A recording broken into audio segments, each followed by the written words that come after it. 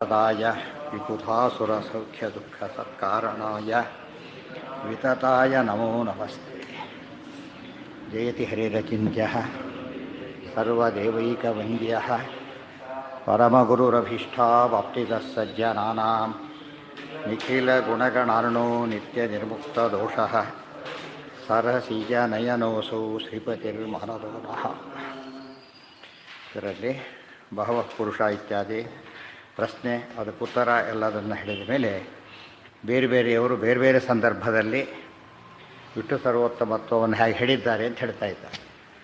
ಈ ಕೃಷ್ಣಾಮೃತ ಭಾಂಡವದಲ್ಲಿ ಹೇಗೆ ಅನೇಕ ಪುರಾಣಗಳ ವಾಕ್ಯಗಳ ಸಂಕಲನ, ಇಲ್ಲಿ ಅನೇಕ ವಿಧವಾದ ಮಹಾಭಾರತದ ವಾಕ್ಯಗಳ ಸಂಕಲನ. ವಿಷಯ ಒಂದೇ ಆಗಿದ್ದರೂ ಕೂಡ ಹೇಳೋರು ಬೇರೆ, ಕೇಳೋರು ಬೇರೆ, ಪ್ರಸಂಗ ಬೇರೆ, ಮೂರು ಬೇರೆ ಆಗಿರೋದ್ರಿಂದ ಎಲ್ಲ ರೀತಿಯಲ್ಲೂ ಕೂಡ ಏನಾಗ್ತದೆ, ಡಿಫರೆಂಟ್ ಸಾಕ್ಷಿಗಳು ಒಂದೇ ಮಾತು ಹೇಳಿದಾಗ ಏನಾಗುತ್ತಾಗ ಅದು ಅಧಿಕೃತವಾದಂತಹ ಕೇಸ್ ಅಂತ ಹೇಗಾಗುತ್ತೋ ಹಾಗೆ ಜಡ್ಜ್ಮೆಂಟಿಗೆ ಭಾಳ ಉಪಯುಕ್ತ ಆಗೋ ಹಾಗಿದೆ. ಇದಕ್ಕೆ ವಿರುದ್ಧವಾಗಿ ಯಾವ ಪ್ರಮಾಣಗಳೂ ಇಲ್ಲ. ಬೇರೆ ದೇವತೆಗಳನ್ನು ಸರ್ವೋತ್ತಮರು ಅಂತ ಹೇಳಿದ್ದಾಗಲಿ ಅಥವಾ ಜಗನ್ಮಿಥ್ಯಾತ್ವಾದಿಗಳು ಹೇಳಿದ್ದಾಗಲಿ ಎಲ್ಲೂ ಕಾಣೋದಿಲ್ಲ. ಅದರಿಂದ ಇದೇ ಸಿದ್ಧಾಂತ. ಅದಕ್ಕೆ ಆಲೋಡನ ಅಂತಿದೆ. ಆಲೋಡ್ಯ ಸರ್ವಶಾಸ್ತ್ರಾಣಿ ವಿಚಾರ್ಯತೆ ಪುನಃ ಪುನಃ, ಎಲ್ಲ ಶಾಸ್ತ್ರಗಳನ್ನು ಪುನಃ ಪುನಃ ಆಲೋಚನೆ ಮಾಡಿದಾಗ ಗೊತ್ತಾಗ್ತಕ್ಕಂಥ ವಿಚಾರ ಇದು. ಅದಕ್ಕೆ ಭೀಮವಚನವನ್ನು ಹೇಳಿದರು. ಬ್ರಹ್ಮದೇವರ ವಚನ ರುದ್ರದೇವರಿಗೆ, ಭೀಮಸೇನ ದೇವರ ವಚನ ಧರ್ಮರಾಜನಿಗೆ, ಆಮೇಲೆ ಕೃಷ್ಣನ ಮಾತು ಧರ್ಮರಾಜನಿಗೆ ಭೀಮ ಹೇಳಿದ್ದು ಮೊದಲು, ಆಮೇಲೆ ಕೃಷ್ಣ ಹೇಳಿದ್ದು ಆಮೇಲೆ. ಎರಡೂ ಒಂದೇ ವಿಷಯನೇ. ಏನಂತ, ವಚನಂಚೈವ ಕೃಷ್ಣಸ್ಯ ಜ್ಯೇಷ್ಠಂ ಕುಂತೀಸುತಂ ಪ್ರತಿ, ಜ್ಯೇಷ್ಠನಾದ ಕುಂತೀಸುತನಾದ ಧರ್ಮರಾಜನನ್ನು ಕುರಿತು ಕೃಷ್ಣ ಹೇಳಿದ ಮಾತು, ರುದ್ರಂ ಸಮಾಶ್ರಿತಾ ದೇವಾ, ರುದ್ರೋ ಬ್ರಹ್ಮಾಣಮಾಶ್ರಿತಃ, ಬ್ರಹ್ಮ ಮಾಮಾಶ್ರಿತೋ ನಿತ್ಯಂ ನಾಹಂ ಕಂಚಿದುಪಾಶ್ರಿತಃ. ವಚನಂ ಚೈವ ಕೃಷ್ಣಸ್ಯ ಜ್ಯೇಷ್ಠಂ ಕುಂತೀಸುತಂ ಪ್ರತಿ ರುದ್ರಂ ಸಮಾಶ್ರಿತಾ ಎಲ್ಲ ದೇವತೆಗಳು ಕೂಡ ರುದ್ರದೇವರನ್ನು ಆಶ್ರಯಿಸಿದ್ದಾರೆ. ಸಮಾಶ್ರಿತಾ, ಬರೀ ಆಶ್ರಯಿಸಿಲ್ಲ, ಹೇಗೆ ಆಶ್ರಯಿಸಿದ್ದಾರೆ, ಪೂರ್ಣವಾಗಿ ಆಶ್ರಯಿಸಿ, ಟೋಟಲಿ ಡಿಪೆಂಡೆಂಟ್ ಅಂತ ಹೇಳ್ತೀವಲ್ಲ ಹಾಗೆ. ದೇವ ರುದ್ರೋ ಬ್ರಹ್ಮಾಣಮಾಶ್ರಿತಃ, ರುದ್ರದೇವರು ಬ್ರಹ್ಮದೇವರನ್ನು ಆಶ್ರಯಿಸಿದ್ದಾರೆ. ಅಲ್ಲಿ ಬಂದಿರೋದೇನು ಎಕ್ಸ್ಟೆಂಡ್ ಮಾಡ್ಕೋಬೇಕು. ಸಮಾಶ್ರಿತಃ, ರುದ್ರದೇವರು ಬ್ರಹ್ಮದೇವರನ್ನು ಸಮಾಶ್ರಯಿಸಿದ್ದಾರೆ. ಬ್ರಹ್ಮ ಮಾಂ ಆಶ್ರಿತಃ, ಇಲ್ಲಿ ಎರಡರ್ಥ.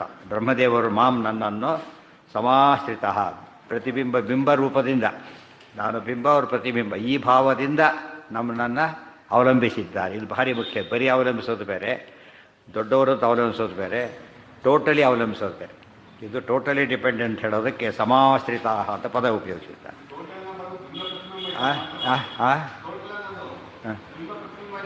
ಇನ್ಯಾವುದಕ್ಕೂ ಬರೋದಿಲ್ಲ. ರಾಜಭೃತ್ಯರಿಗೂ ಬರೋದಿಲ್ಲ. ಕಡೆಗೆ ಭೃತ್ಯರು ಸೂಯಿಸೈಡ್ ಮಾಡ್ಕೊಳ್ತೀನಿ ಅಂದರೆ ಏನು ಮಾಡೋಕ್ಕೆ ಬರೋದಿಲ್ಲ ರಾಜನಿಗೆ. ಬೇರೆ ದೇಶಕ್ಕೆ ಹೋಗ್ತೀನಿ, ರಾಜನ ಕತೆ ಮುಗೀತು. ಆದರೆ ಬಿಂಬ ಪ್ರತಿಬಿಂಬಾವಕ್ಕೆ ಪ್ರಶ್ನೆನೇ ಬರೋದಿಲ್ಲ. ಆದ್ದರಿಂದ ಬ್ರಹ್ಮ ಮಾಮಾಶ್ರಿತಃ ನಿತ್ಯಂ ಅಹಂ ಕಂಚಿದು ನಾ ಉಪಾಶ್ರಿತ, ನಾನು ಯಾರನ್ನೂ ಆಶ್ರಯಿಸಿಲ್ಲ, ನಾನು ಆಶ್ರಯಿಸೇ ಇಲ್ಲ. ಸಮಾಶ್ರಯಿಸೋದು ಏನೇನು ಬಂತು, ಇಲ್ಲಿ ಮಾತ್ರ ಆಶ್ರಿತ ಅಷ್ಟೇ, ಉಳಿದವರಿಗೆ ಸಮಾಶ್ರಿತ. ಬ್ರಹ್ಮ ಮಾಮಾಶ್ರಿತ, ಇನ್ನೊಂದು ಅರ್ಥ ಇದೆ. ಬ್ರಹ್ಮದೇವರು ಮಾಂ ರಮಾಂ ಮಹಾಲಕ್ಷ್ಮಿನ ಆಶ್ರಯಿಸಿದ್ದಾರೆ. ಲಕ್ಷ್ಮೀ ಅದು ಹೇಳಬೇಕಾಗಿ, ಲಕ್ಷ್ಮೀ ದೇವರ ಪತ್ನಿ ಆದ್ದರಿಂದ ದೇವರು ಆಶ್ರಯಿಸಿದ್ದಾರೆ. ಅದು ಹೇಳಿದೆ ಆಬ್ವಿಯಸ್ ಅಂತೀವಲ್ಲ ಹಾಗೆ.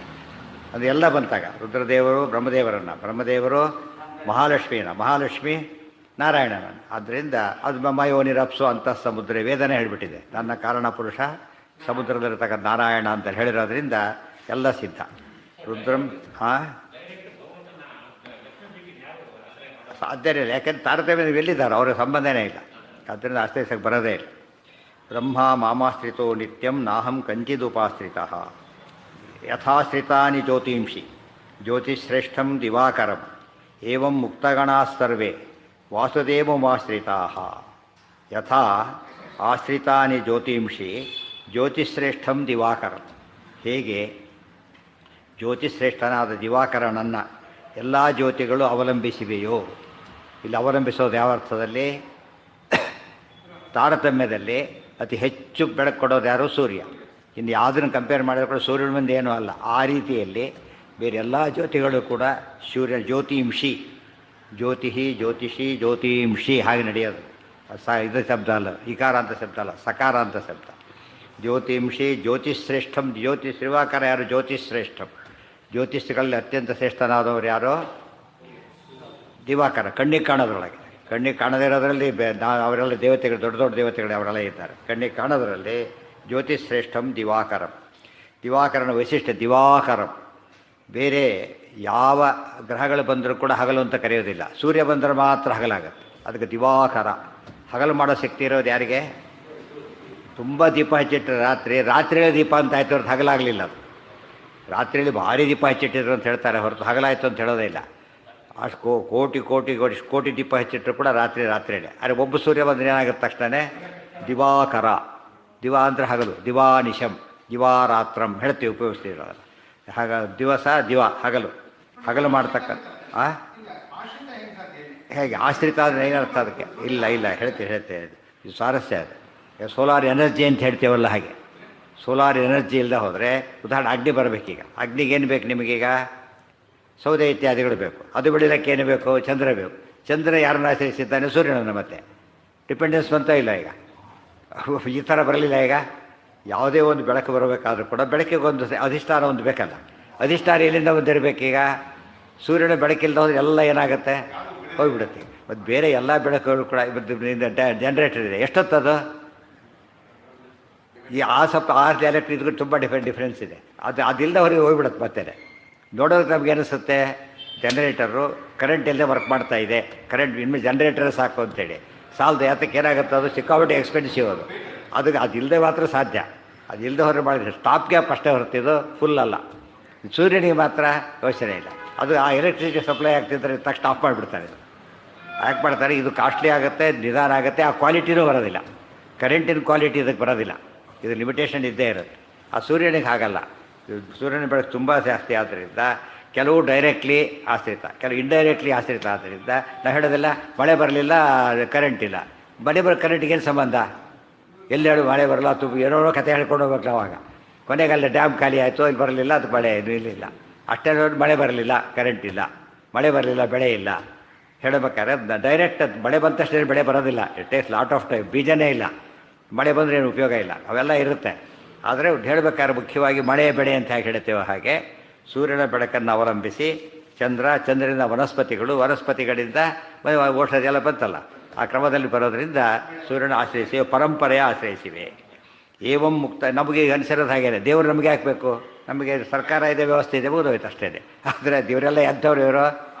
ಅದಿದ್ದರೆ ಇಲ್ಲದವ್ರಿಗೆ ಅರ್ಥನೇ ಇಲ್ಲ. ಉಳಿದವರ ಆಸ್ತಿಕರಿಗೆ ಅರ್ಥ ಆಗೋದಿಲ್ಲ. ದೇವರು ಇಲ್ಲದೆ ಆರಾಮಾಗಿದ್ದೇವೆ ನಾವೀಗ. ದೇವ್ರ ಪೂಜೆ ಮಾಡಿದ್ರೆ ಭಾರಿ ಪ್ರಾಬ್ಲಮ್ ಒಳಗಾಗ್ತಿರೋದು. ದೇವರು ಆರಾಮಾಗಿದ್ದಾರೆ. ಆದ್ದರಿಂದ ನಿಶ್ಚಿತ. ಏವಂ ಮುಕ್ತಗಣಾಸ್ತರ್ವೇ ವಾಸುದೇವೋಪಾಶ್ರಿತ. ಇದೇ ಮುಕ್ತರಾದ ಮೇಲೂ ಕೂಡ ವೆರಿ ಇಂಪಾರ್ಟೆಂಟ್ ಇದು. ಇದೇ ಕಠೋಪನಿಷತ್ತಿನ ಸಂದೇಶ. ಹೇಳಿದ್ರೆ ಕಠೋಪನಿಷತ್ತಿನ ಕೇಳಿದ ಪ್ರಶ್ನೆ ಏನೋ, ಮುಕ್ತರಾದ ಮೇಲೆ ಜೀವ ಪರಮಾತ್ಮನಿಂದ ನಿಯಮನ ಆಗ್ತಾನೋ ಇಲ್ವೋ? ಮುಕ್ತರ ನಿಯಾಮಕರಿದ್ದಾರೆ, ಅದೇ ಪ್ರಶ್ನೆ ಉತ್ತರ. ಏವಂ ಮುಕ್ತಗಣಾಸ್ತರ್ವೇ ವಾಸುದೇವ ಉಪಾಶ್ರಿತಾ. ಮುಕ್ತಗಣಗಳು ಕೂಡ ಕೆಲವು ಮುಕ್ತರು, ಕೆಲವರಲ್ಲ. ಸರ್ವೇ ಮುಕ್ತಗಣ ಅಂತ ಹೇಳಿದ್ರಿಂದ ಹಿಂದೆ ಮುಕ್ತರಾದವರು, ಈಗಾಗೋರು, ಮೊದಲೇ ಆಗಿರೋರು, ಗೊತ್ತಾಯ್ತಾ? ಅವರೆಲ್ಲರೂ ಕೂಡ ಯಾರನ್ನು ಆಶ್ರಯಿಸಿದ್ದಾರೆ? ವಾಸುದೇವಂ. ಮುಕ್ತಿಪ್ರದಾತ ರೂಪ ವಾಸುದೇವಂ ಉಪಾಶ್ರಿತಾ. ವಾಸುದೇವನನ್ನು ಆಶ್ರಯಿಸಿಕೊಂಡಿದ್ದಾರೆ.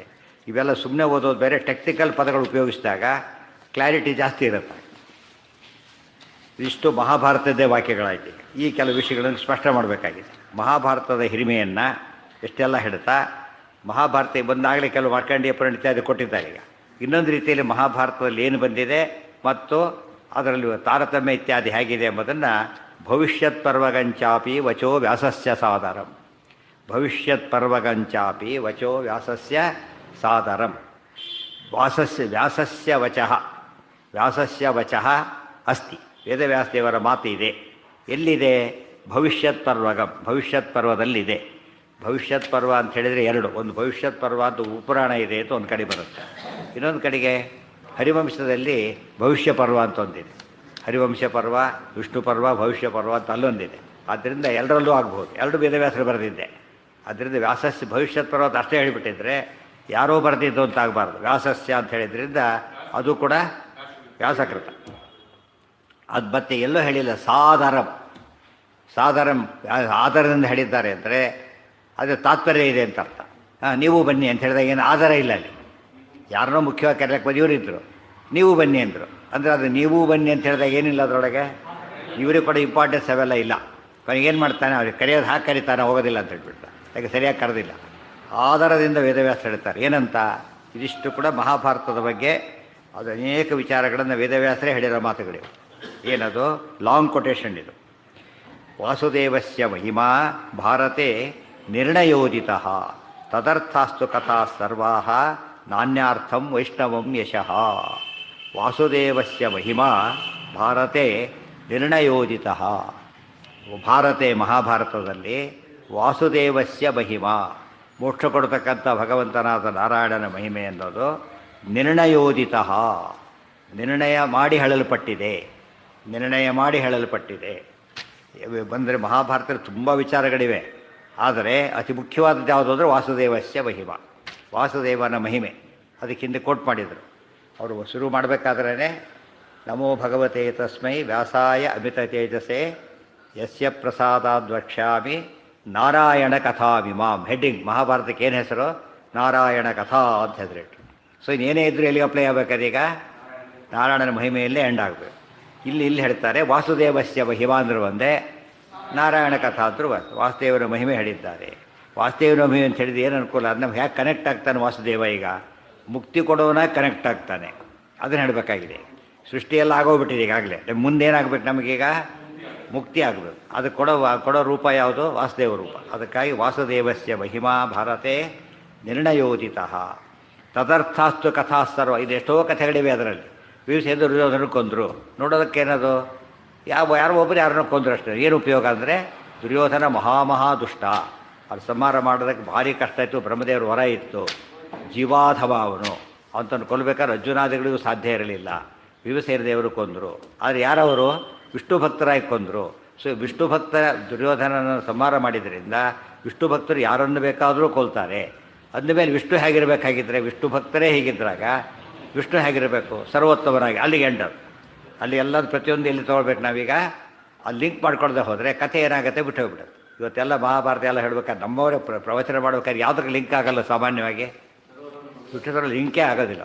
ಲಿಂಕ್ ಆಗದೆ ಹೋದಾಗ ಯಾವ ಇಂಜಲ್ಲಿ ಲಿಂಕ್ ಆಗದೆ ಬೋಗಿಗಳು ಎಷ್ಟು ಜೋರು ಇದ್ದರೂ ಅಷ್ಟೇ. A class A C C ಎರಡೇ ಇದೆ, ಅದರಲ್ಲಿ ಕನೆಕ್ಟೇ ಆಗಿಲ್ಲ. ಫಸ್ಟ್ ಅದು ಕನೆಕ್ಟ್ ಆಗಿಬಿಟ್ರೆ ಏನಾಗುತ್ತೆ, ಥರ್ಡ್ ಕ್ಲಾಸ್ ಬೋಗಿರೂ ಓಕೆ. ಇವತ್ತು ನಮ್ಮಲ್ಲಿ ಆಗಿರೋ ದೊಡ್ಡ ದೋಷ, ಜೋಕ್ಸಿ ಕನೆಕ್ಟ್ ಆಗಿಬಿಡುತ್ತೆ ಎಷ್ಟೊತ್ತಲ್ಲ. ಯಾವುದಕ್ಕೆ ಕನೆಕ್ಟ್ ಆಗೋದು, ಮಹಾತಾತ್ವ ಏನು ಹೇಳಿದ್ರೆ ಆಚಾರ್ಯ ಜೋಕ್ ಹೇಳಿದ್ರು ತಾಗ್ಬಿಡುತ್ತೆ. ಬರೀ ಜೋಕ್ ಹೇಳಿದ್ರು ಆಗಬಾರ್ದು, ಏನಾಗಬಾರ್ದು, ಅದು ಎಲ್ಲಿಗೆ ಹೋಗ್ಬೇಕದು, ವಿಷ್ಣು ಮಹಿಮೆಯನ್ನು ಈ ರೀತಿಯಲ್ಲಿ ಹೇಳಿದರು. ತಾತ್ಪರ್ಯ ವಿಷ್ಣು ಮಹಿಮೆನೇ, ಯಾವುದೇ ಹೇಳಿದರೂ ಕೂಡ ಎಂಡಾಗಿ ವಿಷ್ಣು ಸರ್ವೋತ್ತಮತ್ವಂತೂ ಸರ್ವದಾ ಪ್ರತಿಪಾದಯ ಧ್ಯೇಯೋ ನಾರಾಯಣ ಸದಾ. ಇವೆಲ್ಲ ಜ್ಞಾಪಕ ಇಟ್ಕೊಂಡ್ರೆ ನಾವು ಎಲ್ಲಿ ಲಿಂಕ್ ಆಗಬೇಕು. ರೈಲು ಹೋಗ್ತಾ ಇರುತ್ತೆ, ಸ್ವಲ್ಪ ಏನಾದ್ರು ಈ ಕಡೆ ತಿರುಗಿತಷ್ಟೇ ಹೆಚ್ಚಾಗ್ಬಿಡುತ್ತೆ. ಯಾಕೆ ಡೈವರ್ಸ್ ಚೇಂಜ್ ಮಾಡಿದೆ ಅವನು ಅಂತಾಗಲೇ ಗೊತ್ತಾಯ್ತಾ. ಚೇಂಜ್ ಮಾಡಿಬಿಟ್ಟು ಅಕಸ್ಮಾತ್ ದಾರಿ ತಪ್ಪಿ ಹೋಗ್ಬಿಟ್ರೆ, ಕೆಲಸ ಹೊಸ ಡ್ರೈವರ್ಗಳು ಬಸ್ಗೆ ಏನಾಗ್ತಾರೆ, ಕೆಲವು ಸಲ ದಾರಿ ತಪ್ಪಿ ಹೋಗ್ಬಿಡುತ್ತೆ. ಕೂತು ಪ್ಯಾಸೆಂಜರ್ ಜ್ಞಾಪಿಸ್ತಾರೆ, ಇದಲ್ಲ ದಾರಿ ಅಲ್ಲ ಅಂತ ಹೇಳ್ತಾರೆ. ಹೊಸ ಡ್ರೈವರ್ಗೆ ಎಷ್ಟೊತ್ತು ನೋಡಿ ನಾನೇ ಆಯ್ತಾ, ಎಲ್ಲೋ ರೌಂಡ್ ಹಾಕ್ಕೊಬಿಡ್ತಾರೆ, ಎಲ್ಲೆಲ್ಲ ರೌಂಡ್ ಹಾಕ್ಬಿಡ್ತಾನೆ ಕೊನೆಗೆ. ಹಾಗಾಗದೆ ಅವ್ರಿಗೆ ಏನು ಮಾಡಬೇಕಾಗ, ಅದು ನೋಡ್ತಾ ಇರಬೇಕು. ಅದು ದಾರಿ ತಪ್ಪಿದ ತಕ್ಷಣ ಎಷ್ಟೇ ಚೆನ್ನಾಗಿ ಹೋದ್ರೂ ಉಪಯೋಗ ಇಲ್ಲ ಇವರು ಅಂತ ಹೇಳ್ತಾರೆ, ದಾರಿನೇ ತಪ್ಪಿ ಹೋಗ್ಬಿಟ್ಟಿದೆ ಅಂತೇಳಿ. ಆ ರೀತಿ ವಾಚ್ ಮಾಡ್ತಿರ್ಬೇಕು. ವಿಷ್ಣು ಸರ್ವೋತ್ತಮತ್ವನೇ ಮೋಕ್ಷಕ್ಕೆ ಏನದು ದಾರಿ. ಅದು ಲಿಂಕ್ ಕಳ್ಕೊಂಡ್ಬಿಟ್ರೆ ಯಾವುದೇ ಹೇಳ್ತಾರೆ ಎಷ್ಟು ಅದೇ ದಶಬ್ದಾಬ್ಧೋ ಗಾಢ, ಅದು ಲಿಂಕ್ ಆಗದೆ ಹೋಗಿಬಿಟ್ರೆ ವ್ಯಾಕರಣ ಯಾವ ಪಾಂಡಿತ್ಯನೂ ಕಾಪಾಡೋದಿಲ್ಲ. ಗೊತ್ತಾಯ್ತಾ, ಯಾವ ಪಾಂಡಿತ್ಯ ಕೌಂಟ್ ಆಗೋದಿಲ್ಲ. ಆದ್ದರಿಂದ ದೇಶಭಕ್ತಿ ಒಂದಿಲ್ಲ, ಏನಾಗುತ್ತಾಗ ದೊಡ್ಡ ಅಧಿಕಾರಿ ಭಾರಿ ಶ್ರೀಮಂತ 1000 ಹೇಳ್ಕೊಂಡು ಹೋಗ್ರಿ, ಎಂಥ ವಂಶ ಇಂಥ ವಂಶ 1000 ಹೇಳಿದ್ರು ಕೂಡ ಏನದು, ಅವೆಲ್ಲ ಮೈನಸ್ ಪಾಯಿಂಟ್ ಆಗ್ತಾ ಹೋಗುತ್ತೆ. ಅಂಥವ್ರು ಇಂಥ ಕೆಲಸ ಮಾಡೋದ ಜೊತೆ ಮತ್ತೆ ಅಂಥವ್ರು ಈ ಕೆಲಸ ಮಾಡ್ತಾನೆ, ಭಾರಿ ಅನ್ಯಾಯ ಆಗಿಬಿಡ್ತಾನೆ. ಯಾಕೆ ಇದೇ ಪ್ರಸಂಗ ಬರುತ್ತೆ. ರಾವಣ ಬಂದು ಹೇಳ್ಕೊತಾನೆ ಸೀತಾಕೃತಿ ಮುಂದೆ, ಅವನಿಗೆ ಗೊತ್ತಿಲ್ಲ ಅದು, ನಾನು ಯಾರು ಗೊತ್ತಾ, ರಾವಣನ. ನಮ್ಮಪ್ಪ ಯಾರು ಗೊತ್ತಾ, ವಿಶ್ರವಸ. ನಮ್ಮ ತಾತ ಪುಲಸ್ತರು, ಮುತ್ತಾತ ಬ್ರಹ್ಮದೇವ್ರಿಗೆ ಹೇಳಿದ್ದೆ ಕಥೆಲ್ಲ. ಏನೇನು ಮಾಡಿದ್ದೀನಿ ಗೊತ್ತಾ ಹೇಳೋದು. ಕಡೆಗೆ ಇಷ್ಟೆಲ್ಲ ಹೇಳಿ ಉತ್ತರ ಸೀತಾ ಉತ್ತರ ಒಂದೇ. ಇಂಥವ್ರು ಇತ್ತು ಕೆಟ್ಟ ಕೆಲಸ ಯಾಕೆ ಮಾಡ್ತೀನಿ, ನಾಚಿಕೆ ಆಗೋದಿಲ್ಲ ಅಂತೇಳಿ. ಅರ್ಥ ಆಯ್ತಾ, ಇಂಥವ್ರು ನಾಚಿಕೆ ಆಗೋಲ್ಲ ನಿನಗೆ. ಗೊತ್ತಿಲ್ಲದವ್ರು ಮಾಡಿದ್ರು ತಪ್ಪೇ, ಗೊತ್ತಿದ್ದವ್ರು ದೊಡ್ಡ ಜಾಸ್ತಿ ತಪ್ಪು. ಈ ಆ್ಯಂಟಿ ಕರಪ್ಷನ್ ಆಫೀಸರೇ ಕರಪ್ಟ್ ಆಗಿಬಿಟ್ರೆ, ಅವನ ಉದ್ದೇಶ ಏನಿದೆ ಕರಪ್ಷನ್ ಅವನೇ ಕರಪ್ಟ್ ಆಗಿಬಿಟ್ರೆ ಆ ಥರ ಆಗುತ್ತೆ. ಆದ್ದರಿಂದ ಬೇರೆ ಯಾವ ಗುಣಗಳು ಕೂಡ ಕೌಂಟ್ ಆಗೋದು ಯಾವಾಗ, ವಿಷ್ಣುವಿನ ಮಹಿಮೆಗೆ ಲಿಂಕ್ ಆದಾಗ ಮಾತ್ರ. ಇದನ್ನು ಯಾವಾಗಲೂ ಮರಿಬಾರ್ದು ನಾವು. ಈಗ ಲಿಂಕ್ ಇತ್ತು ಅಂದರೆ ನಮ್ಮ ಸಾಧನೆ ಕರೆಕ್ಟಾಗಿ ಹೋಗುತ್ತೆ. ಆ ಲಿಂಕ್ ತಪ್ಪಿಟ್ಬಿಟ್ರೆ ಏನಾಯ್ತು ಅಲ್ಲಿಗೆ, ಅಲ್ಲ ಹೇಳ್ತಾರಲ್ಲ ಎಷ್ಟು ವ್ರತ ಮಾಡಿ ಏನು ಉಪವಾಸ ಮಾಡಿ ಏನೇನೋ ಪ್ರಯೋಜನ ಇಲ್ಲ ಅದರಿಂದ. ಶಿಕ್ಷೆ, ಯಾಕೆಂದರೆ ಅವನಿಗೆ ಪ್ರೊಟೆಕ್ಟ್ ಮಾಡಬೇಕಾದ್ರೆ ಕೊಂದು ಹಾಕಿಬಿಟ್ರೆ ಭಾರಿ ಶಿಕ್ಷೆ ಆಗುತ್ತೆ. ಎಷ್ಟೊತ್ತೆ ಶೂಟರ್ ಸೈಟ್ ಇದ್ದಾಗ ಅವರೆಲ್ಲ ಕೊಂದಾಗ ಆ ಸಮಯ ಯೋಚನೆ ಮಾಡೋಕ್ಕೆ ಟೈಮ್ ಇರೋದಿಲ್ಲ. ಅವ್ರ ಕಡೆ ಸೇರಿದ್ದಾರೆ ಮೊದಲ ಕೆಲಸ ಅವನ್ನೇ ಕಥೆ ಮುಗಿಸೋದು. ಇದರ ತಪ್ಪಾಗುತ್ತೆ. ಅದನ್ನು ಅರ್ಥ ಮಾಡ್ಕೋಬೇಕು. ಅದು ದೀಕ್ಷೆ ಅದು ಆ್ಯಂಗಲ್ ಅಂದರೆ ಅದು ಇವತ್ತು ಪಾಠ ಪ್ರವಚನ ದಾರಿ ತಪ್ಪು ಹೋಗ್ಬಿಟ್ಟಿದೆ. ಪಾಂಡಿತ್ಯ ಓರಿಯೆಂಟೆಡ್ ಆಗಿಬಿಟ್ಟಿದೆ. ಏನು ಓರಿಯೆಂಟ್ ಆಗಲಿಲ್ಲ? ಕಾನ್ಸೆಪ್ಟ್ ಓರಿಯೆಂಟ್ ಆಗಲೇ ಇಲ್ಲ. ಆದ್ದರಿಂದ ಎಷ್ಟೋ ಜನ ಉದಾಹರಣೆಗೆ ಇವತ್ತು ದೊಡ್ಡ ಸೈನ್ಯ ಇದ್ದಾಗಿದೆ ನಮ್ಮಲ್ಲಿ. ಪಂಡಿತರ ಸಂಖ್ಯೆ ಇತ್ತೀಚೆಗೆ ತುಂಬ ಜಾಸ್ತಿ ಇರೋದು. ಆ ದೃಷ್ಟಿಯಲ್ಲಿ ಏನಾಗಬೇಕು ನಮ್ಮದೀಗ? ಭಾರಿ ಮೇಲಿರಬೇಕು. ಯಾಕಿಲ್ಲ ಅಂತ ಕೇಳಿದರೆ ಓರಿಯೆಂಟೇಷನ್ನೇ ಸರಿ ಇಲ್ಲ. ಅದು ಬರಬೇಕು. ಬರದೇ ಹೋದರೆ ಕೆಲಸವಾಗೋದಿಲ್ಲ. ಆ ದೀಕ್ಷೆ ಓರಿಯೆಂಟೆಡ್ ಬರದೇ ಹೋದರೆ ಅದಕ್ಕೆ ಟೆಕ್ಸ್ಟ್ ಬುಕ್ಕಲ್ಲಿ ಇದು ಉಪಯೋಗಿಸಿ ದೇಶಭಕ್ತಿ ಗೀತೆಗಳನ್ನು ಸೇರಿಸಿ ಹೇಳ್ತಾರೆ. ಅವು ಸ್ಟೂಡೆಂಟ್ಸ್ ಏನಾಗುತ್ತಾಗ ಅಲ್ಲಿಂದ ಲಿಂಕ್ ಶುರುವಾಗುತ್ತೆ. ಇಲ್ಲದೆ ಹೋದರೆ ಹಾಗೆ ಬೇರೆ ವಿಷಯ ಹೇಳ್ತಾ ಹೋಗ್ಬಿಟ್ರೆ ಅವನು ಬರೀ ಜ್ಞಾನ ಧನ ಅಷ್ಟೇ ಆಗ್ತಾ ಹೊರತು ಯಾವುದಕ್ಕೆ ಕನೆಕ್ಟ್ ಆಗಲ್ಲ ಅವನು. ಇವೆಲ್ಲ ಸರ್ವಿಸ್ ಆಫ್ ದಿ ಕಂಟ್ರಿ ಆಗಬೇಕು. ಈ ಕಡೆ ಕಂಟ್ರಿ, ಈ ಕಡೆ ಪಬ್ಲಿಕ್ ಸರ್ವಿಸ್. ಗೌರ್ಮೆಂಟ್ ಸರ್ವಿಸ್ಗೆ ಏನಂತ ಕರೀತಾರೆ? ಪಬ್ಲಿಕ್ ಸರ್ವಿಸ್ ಅಂತ ಕರೀತಾರೆ. ಅವೆರಡು ಓರಿಯೆಂಟೇಷನ್, ಈ ಕಡೆ ಪಬ್ಲಿಕ್ಕು, ಆ ಕಡೆ ಭಗವಂತ, ಈ ಕಡೆ ಸಮಾಜ, ಆ ಕಡೆ ದೇವರು. ಇದು ಕನೆಕ್ಟ್ ಆಗದೆ ಹೋಗಿಬಿಟ್ರೆ ಅವನ್ನೆಲ್ಲ ಏನದು ಸ್ವಾರ್ಥ, ಸೆಲ್ಫಿಶ್ ಅಂತ ಕರೆದ್ಬಿಡ್ತಾರೆ. ಅದಾಗಲೇಬಾರ್ದು. ಇವತ್ತು ಆ ರೀತಿ ಆಗಿ ಒಬ್ಬಿಬ್ಬರು ಸಾಕು, ಸರಿಯಾದಿದ್ದವ್ರು ಸಾಕು, ಒಬ್ಬ ಪಂಡಿತ ಇದ್ದರೂ ಸಾಕು. ಅರ್ಜುನ ಒಬ್ಬ ಉತ್ತರಗೋಣದಲ್ಲಿ ಗೆಲ್ಲಿಲ್ಲ, ಆಟ ಭೀಮಸೇನರು ಅಲ್ಲಿ ಗೆಲ್ಲಿಲ್ಲ. ಆಚಾರ ಒಬ್ಬರೇ ಇವತ್ತು ಕಲಿಕದಲ್ಲಿ ಎಂಥ ಕೆಲಸ ಮಾಡಿದ, ಒಬ್ಬರೇ ಸಿಂಗಲ್ ಹ್ಯಾಂಡೆಡ್ ಆಗಿ. ಅದಿಲ್ಲದೆ ಹೋಗಿಬಿಟ್ರೆ ಯಾವ ಸಾಧನೆಯೂ ಆಗೋದಿಲ್ಲ. ಆದರೆ ಆ ಥರ ನಾವು ಓರಿಯೆಂಟೇಷನ್ ಕೊಟ್ಟರೆ ಎಲ್ಲರೂ ಸಮಾಜದಲ್ಲೂ ಅಷ್ಟೇ, ಸ್ಕೂಲ್ ಪಾಠಶಾಲೆ ಎಲ್ಲ ಕಡೆ ಅಷ್ಟೇ. ಸ್ಕೂಲಿಗೆ ಕಳಿಸೋ ಮುಖ್ಯ ಉದ್ದೇಶ ಅಂದರೆ ಜ್ಞಾನ ಏನು ಜ್ಞಾನ? ಅದು ದೇಶಭಕ್ತಿ, ದೈವಭಕ್ತಿ, ಗುರು ಹಿರಿಯರ ಭಕ್ತಿ. ಅದಿಲ್ಲದೆ ಹೋದರೆ ಜ್ಞಾನಕ್ಕೆ ಮಹತ್ವನೇ ಇಲ್ಲ. ಇವತ್ತಿನ ನಮ್ಮ ಶಾಸ್ತ್ರಗಳು ಹೇಗೋ ಇಲ್ಲೂ ಹೇಗೋ ಹೋಗ್ಬಿಟ್ಟಿದೆ. ಶಾಲಾ ಕಾಲ ಏನಿಲ್ಲ ಇವತ್ತು. ಮಾರಲ್ ವ್ಯಾಲ್ಯೂಸ್ ಟೀಚ್ ಮಾಡೋ ಚಾನ್ಸಸ್ಸೇ ಇಲ್ಲ. ಆ ಥರ ಈ ಕಂಪ್ಯೂಟರ್ ಶುರು ಏನೂ ಗೊತ್ತೇ ಇರೋದಿಲ್ಲ. ಮುಂದೆ ಸೈನ್ ಮಾಡೋಕ್ಕೂ ಬರೋದಿಲ್ಲ. ಅರಿತ ಒಂದು ಇದೆಯಲ್ಲ, ಕಂಪ್ಯೂಟರ್ ಓರಿಯೆಂಟ ಸಿಗ್ನೇಚರೇ ಬೇಕಿಲ್ಲ ಅಂತ ಆ ಸ್ಥಿತಿ ಬಂದ್ಬಿಡುತ್ತೆ. ಸಿಗ್ನೇಚರ್ ಮಾಡೋಕ್ಕೆ ಬರೋದಿಲ್ಲ, ಮಾಡೋಕ್ಕೂ ಬರೋದಿಲ್ಲ ಆ ಸ್ಥಿತಿ ಬಂದ್ಬಿಡುತ್ತೆ. ನಿರಕ್ಷರ ಕುಕ್ಷಿಗಳಾದಾಗ ಆಗ್ತದೆ. ಆಗಬಾರ್ದು. ತತ್ಪ್ರತೀಪಂತು ಮತ್ತೆ ಹೇಳಿಬಿಡ್ತಾರೆ. ತದರ್ಥಾಸ್ತು ಕಥಾ ಸರ್ವಾಹ. ಬೇರೆ ಏನೇ ಕಥೆ ಹೇಳಿದ್ರು ಕೂಡ ಲಿಂಕ್ ಆಗಲೇಬೇಕು ಅಲ್ಲಿಗೆ. ಆದರೆ ವಿಷ್ಣು ಮಹಿಮೆ ಹೇಳ್ತಾರೆ ಅಂದರೆ ಯಾವುದಕ್ಕೆ ಲಿಂಕ್ ಮಾಡಬಾರ್ದು. ಯಾತಕ್ಕೆ? ಅದೇ ಗೋಲದು. ನಾನ್ಯಾರ್ಥಂ ವೈಷ್ಣವಂ ಯಶಃ, ವೈಷ್ಣವಂ ಯಶಃ ಅನ್ಯಾರ್ಥಂ ನ. ಬೇರೆ ಎಲ್ಲ ಕಥೆಗಳು ವಿಷ್ಣುವರ್ಥಂ, ಗೊತ್ತಾಯ್ತಾ? ಅದು ವಿಷ್ಣುವಿನ ವಿಚಾರ ಹೇಳೋದು ಮಾತ್ರ, ಬೇರೆದಕ್ಕಲ್ಲ. ವಿಷ್ಣು ಮಹಿಮೆ ಹೇಳೋದಕ್ಕೇ ಹೇಳ್ತಾರೆ. ನಾನ್ಯಾರ್ಥಂ ವೈಷ್ಣವಂ ಯಶಃ ಉದಾಹರಣೆ ಎಲ್ಲ ಬಡಿಸಿದ್ದಾರೆ, ಅನ್ನನೇ ಹಾಕಿಲ್ಲ. ಹೇಗೆ ಊಟ ಮಾಡಬೇಕು ಅವನೀಗ? ಕೃಷ್ಣ ಏನು ಕೃಷ್ಣಾರ್ಪಣೆ ಅನ್ನನೇ ಇಲ್ಲ ಅಂತ ಹೇಳ್ತಾ. ಅದಕ್ಕೆ ನಾವು ಇದು ಕೊಡಬೇಕು. ಚಿತ್ರಾವತಿ ಒಳಗೆ ಏನು ಉಪಯೋಗಿಸ್ತೇವೆ? ಬೇರೆ ಅನ್ನ. ಅದೇ ಎಲ್ಲ ಬಂತು. ಅನ್ನ ಒಂದಿದ್ರೆ ಏನರ್ಥ? ಎಲ್ಲ ಬಂದಾಗಲೆಕ್ಕ. ಅದು ವೈಷ್ಣವಕ್ಕೆ ಅನ್ನ ಮೇನ್ ಚೆರು ಇಲ್ಲದವ್ರು ಏನು ಕೆಲಸನ ಮಾಡೋಕ್ಕೆ ಬರೋದಿಲ್ಲ. ಅನ್ನ ಹೇಗೋ ಜ್ಞಾನ ಹೇಗೆ. ಜ್ಞಾನ ಅಂದರೆ ವಿಷ್ಣು ಸರ್ವತ್ವ ಅಂತ ಜ್ಞಾನನೇ ಜ್ಞಾನ. ಅದು ಲಿಂಕ್ ಆಗದೆ ಹೋದರೆ ಆ ಜ್ಞಾನಕ್ಕೆ ಏನೇನೂ ಮಹತ್ವ ಇಲ್ಲ. ಇವತ್ತೆಲ್ಲ ಟೆರರಿಸ್ಟ್ಗಳೆಲ್ಲ ಸೂಪರ್ ಸೈಂಟಿಸ್ಟ್ಗಳು. ಅವರೆಲ್ಲ ಸೈಂಟಿಸ್ಟ್ ಯೋಚನೆ ಮುಂಚೆ ಮುಗಿಸಿಬಿಟ್ಟಿರ್ತಾರೆ ಆಗಲೇ ಅವ್ರ ಕಥೆನ. ಆದರೆ ಏನಿದೆ, ಅವರ ದೇಶದ್ರೋಹ ಇದೆ. ಆದ್ದರಿಂದ ಅವ್ರಿಗೆ ಅವಾರ್ಡ್ ಕೊಡೋಕ್ಕೆ ಸಾಧ್ಯ ಇಲ್ಲ. ಯಾತಕ್ಕೆ? ಕ್ಷಯಾಯ ಜಗತೋ ಹಿತಾಹ. ಅವ್ರು ಎಲ್ಲ ಉಪಯೋಗಿಸೋದು ಜಗತ್ತಿನ ನಾಶಕ್ಕೋಸ್ಕರ. ಅದಕ್ಕೊಂದು ಮಾತಿದೆ, ಸಾಕ್ಷರಾಹ ವಿಪರೀತಾಶ್ಚೇತ್ ರಾಕ್ಷಸ ಏವ ಕೇವಲ. ಸಾಕ್ಷರರು ಉಲ್ಟಾ ಹೊಡೆದ್ರೆ ಏನು ಪರ್ವರ್ಟ್ ಹೇಳಿಬಿಟ್ಟು ಏನಾಗ್ತಾರೆ ಅವರು? ರಾಕ್ಷಸರಾಗಿ. ಹೇಗೆ ಇದೆ? ಪದದಲ್ಲೇ ಇದೆ, ಸಾಕ್ಷರ ಇದೆ. ಈ ಕಡೆಯಿಂದ ಓದಿದರೆ ರಾಕ್ಷಸ ಅಂತಾಗುತ್ತೆ. ಅದಕ್ಕೆ ವಿಪರೀತಾಶ್ಚೆ. ಈ ಕಡೆಯಿಂದ ಓದಿದರೆ ಏನಾಗ್ತಾರೆ? ರಾಕ್ಷಸರಾಗ್ತಾರೆ. ಆ ದೃಷ್ಟಿಯಿಂದ ಕೆಲವೊಮ್ಮೆ ಎಜುಕೇಷನ್ ಇಲ್ಲದೇ ಇರೋದು ಒಳ್ಳೆಯದು. ದುಷ್ಟನ ಎಜುಕೇಷನ್ ಕೊಡಬಾರ್ದು. ಯಾತಕ್ಕೆ? ಅವ್ನು ಭಾರಿ ದೊಡ್ಡ ದುಷ್ಟ ಆಗಿಬಿಡ್ತಾರೋ. ಸಜ್ಜನರಿಗೆ ಎಜುಕೇಷನ್ ಕೊಟ್ಟರೆ ಒಳ್ಳೆ ಪಾಲಿಶ್ಡ್ ಆಗ್ತಾರೋ. ಇವತ್ತು ವಜ್ರಕ್ಕೆ ಪಾಲಿಶ್ ಕೊಟ್ಟ, ಕಲ್ಲಿಗೆ ಪಾಲಿಶ್ ಕೊಟ್ಟರೆ ಏನಾಗುತ್ತೆ? ಕಲ್ಲಿಗೆ ಪಾಲಿಶ್ ಕೊಡೋಕ್ಕೆ ಏನಾಗುತ್ತೆ? ಕಲ್ಲು ಒಡೆದೋಗ್ಬಿಡುತ್ತೆ, ಪೀಸ್ ಆಗಿಬಿಡುತ್ತೆ. ವಜ್ರ ಅದು ಗಟ್ಟಿ. ಅದು ವಜ್ರ ಗಟ್ಟಿ. ಅದೇನು ತೊಗೊಳುತ್ತೆ? ಎಷ್ಟು ಶೈನಿಂಗ್ ಕೊಟ್ಟರು ತೊಗೊಳುತ್ತೆ. ಅದಕ್ಕೆ ಯಾವಾಗಲೂ ಕೂಡ ಡೈಮಂಡಿಗೆ ವ್ಯಾಲ್ಯೂ ಬರೋದು ಯಾವಾಗ? ಎಷ್ಟು ಹೊಳಪಿದೆ ಅಂತ ಹೇಳಿಬಿಟ್ಟು. ಹೊಳಪು ಬರೋದು ಯಾವಾಗ? ಪಾಲಿಶ್ ಈ ಕಡೆ ಆ್ಯಂಗಲ್ ಕೊಡ್ತಾ ಹೋದಂತೆ ಅದು ಇನ್ನೊಂದು ರೀತಿ ಬೆಳ್ಕೊಳ್ಳೋ ಶುರು ಮಾಡೋದು. ಅರ್ಥ ಆಯ್ತಾ? ಅದಕ್ಕೆ ಯಾವಾಗಲೂ ಕೂಡ ಯೋಗ್ಯರಿಗೆ ನಾವು ಪಾಲಿಶ್ ಕೊಡಬೇಕೆ ಹೊರತು ಬೇರೆಯವ್ರಿಗೆ ಕೊಡಬಾರ್ದು. ಅದಕ್ಕೆ ಹೇಳ್ತಾರೆ, ಒಂದು ವರ್ಷ ವಾಸ ಮಾಡಿ ಆಮೇಲೆ ಹೇಳ್ತೀವಿ ಅಂತ ಹೇಳ್ತಿದ್ದಾರೆ. ಒಂದು ವರ್ಷ ಏನು ವಾಸ ಮಾಡೋದು ಯಾವ ಉದ್ದೇಶ ಏನು ಅಂದರೆ ಪರೀಕ್ಷೆ ಮಾಡಲಿಕ್ಕೆ. ಅವ್ರು ನಿಜವಾಗಲೂ ಕೂಡ ಜ್ಞಾನಕ್ಕೋಸ್ಕರನೇ ಬಂದಿದ್ದಾರೋ ಬೇರೆ ಯಾವುದಕ್ಕಾರೋ ಬಂದಿದ್ದಾರೋ. ವಿರೋಚನ ಬ್ರಹ್ಮದೇವರ ಹತ್ರ ಹೋದ. ಅವನಿಗೆ ಜ್ಞಾನ ಬೇಕಾಗಿದೆ. ಏನು ಬೇಕಾಗಿತ್ತು ಅವನಿಗೆ? ಜಗನ್ನಾಶ ಮಾಡೋ ಮೆಥಡ್ ಗೊತ್ತಾಗಬೇಕಾಗಿತ್ತು ಅಷ್ಟೆ. ಗೊತ್ತಾಯ್ತಾ? ಒಬ್ಬ ಇಂದ್ರದೇವರು ಹೋಗಿದ್ದಾರೆ, ವಿರೋಚನೂ ಹೋಗಿದ್ದಾನೆ. ಆದರೆ ಇಬ್ಬರು ಉದ್ದೇಶನೇ ಬೇರೆ ಬೇರೆ ಇದೆ. ಇವ್ರಿಗೆ ಜ್ಞಾನ ಬೇಕು ಅಂತ ಹೋಗಿದ್ರೆ ಇಂದ್ರದೇವರು, ಆತ ಜ್ಞಾನ ಬೇಕಲ್ಲ ಲೋಕನಾಶದ ಉದ್ದೇಶಗಳು ಹೋಗಿದ್ದ. ಅದಕ್ಕೆ ಅವ್ರು ಏನು ಹೇಳಿಬಿಟ್ರು? ಒಂದು ವರ್ಡ್ ಹೇಳಿದರು, ಇವರಿಗೆ ಈ ಅರ್ಥ ಆಗಬೇಕು, ಅವ್ರಿಗೆ ಆ ಅರ್ಥ ಆಗಬೇಕು. ಸೇಮ್ ಟೆಕ್ಸ್ಟು ಬೇರೆ ಅರ್ಥ ಆಗುತ್ತಲ್ಲ ಹಾಗೆ. ಇದೆಲ್ಲ ಯೋಚನೆ ಮಾಡಿದರೆ ನಾವು ಯಾವ ರೀತಿಯಲ್ಲಿ ಯೋಗ್ಯತೆಯನ್ನು ನೋಡಬೇಕು. ಅಥ ಅಥವಾ ಬ್ರಹ್ಮ ಜಿಜ್ಞಾಸ. ಅಥ ಶಬ್ದಕ್ಕೆ ಏನರ್ಥ? ಎಲಿಜಿಬಿಲಿಟಿ. ಎಲಿಜಿಬಿಲಿಟಿ ಇಲ್ಲದೆ ಹೋದರೆ ಹೇಳಿ ಏನೇನೂ ಉಪಯೋಗ ಇಲ್ಲ.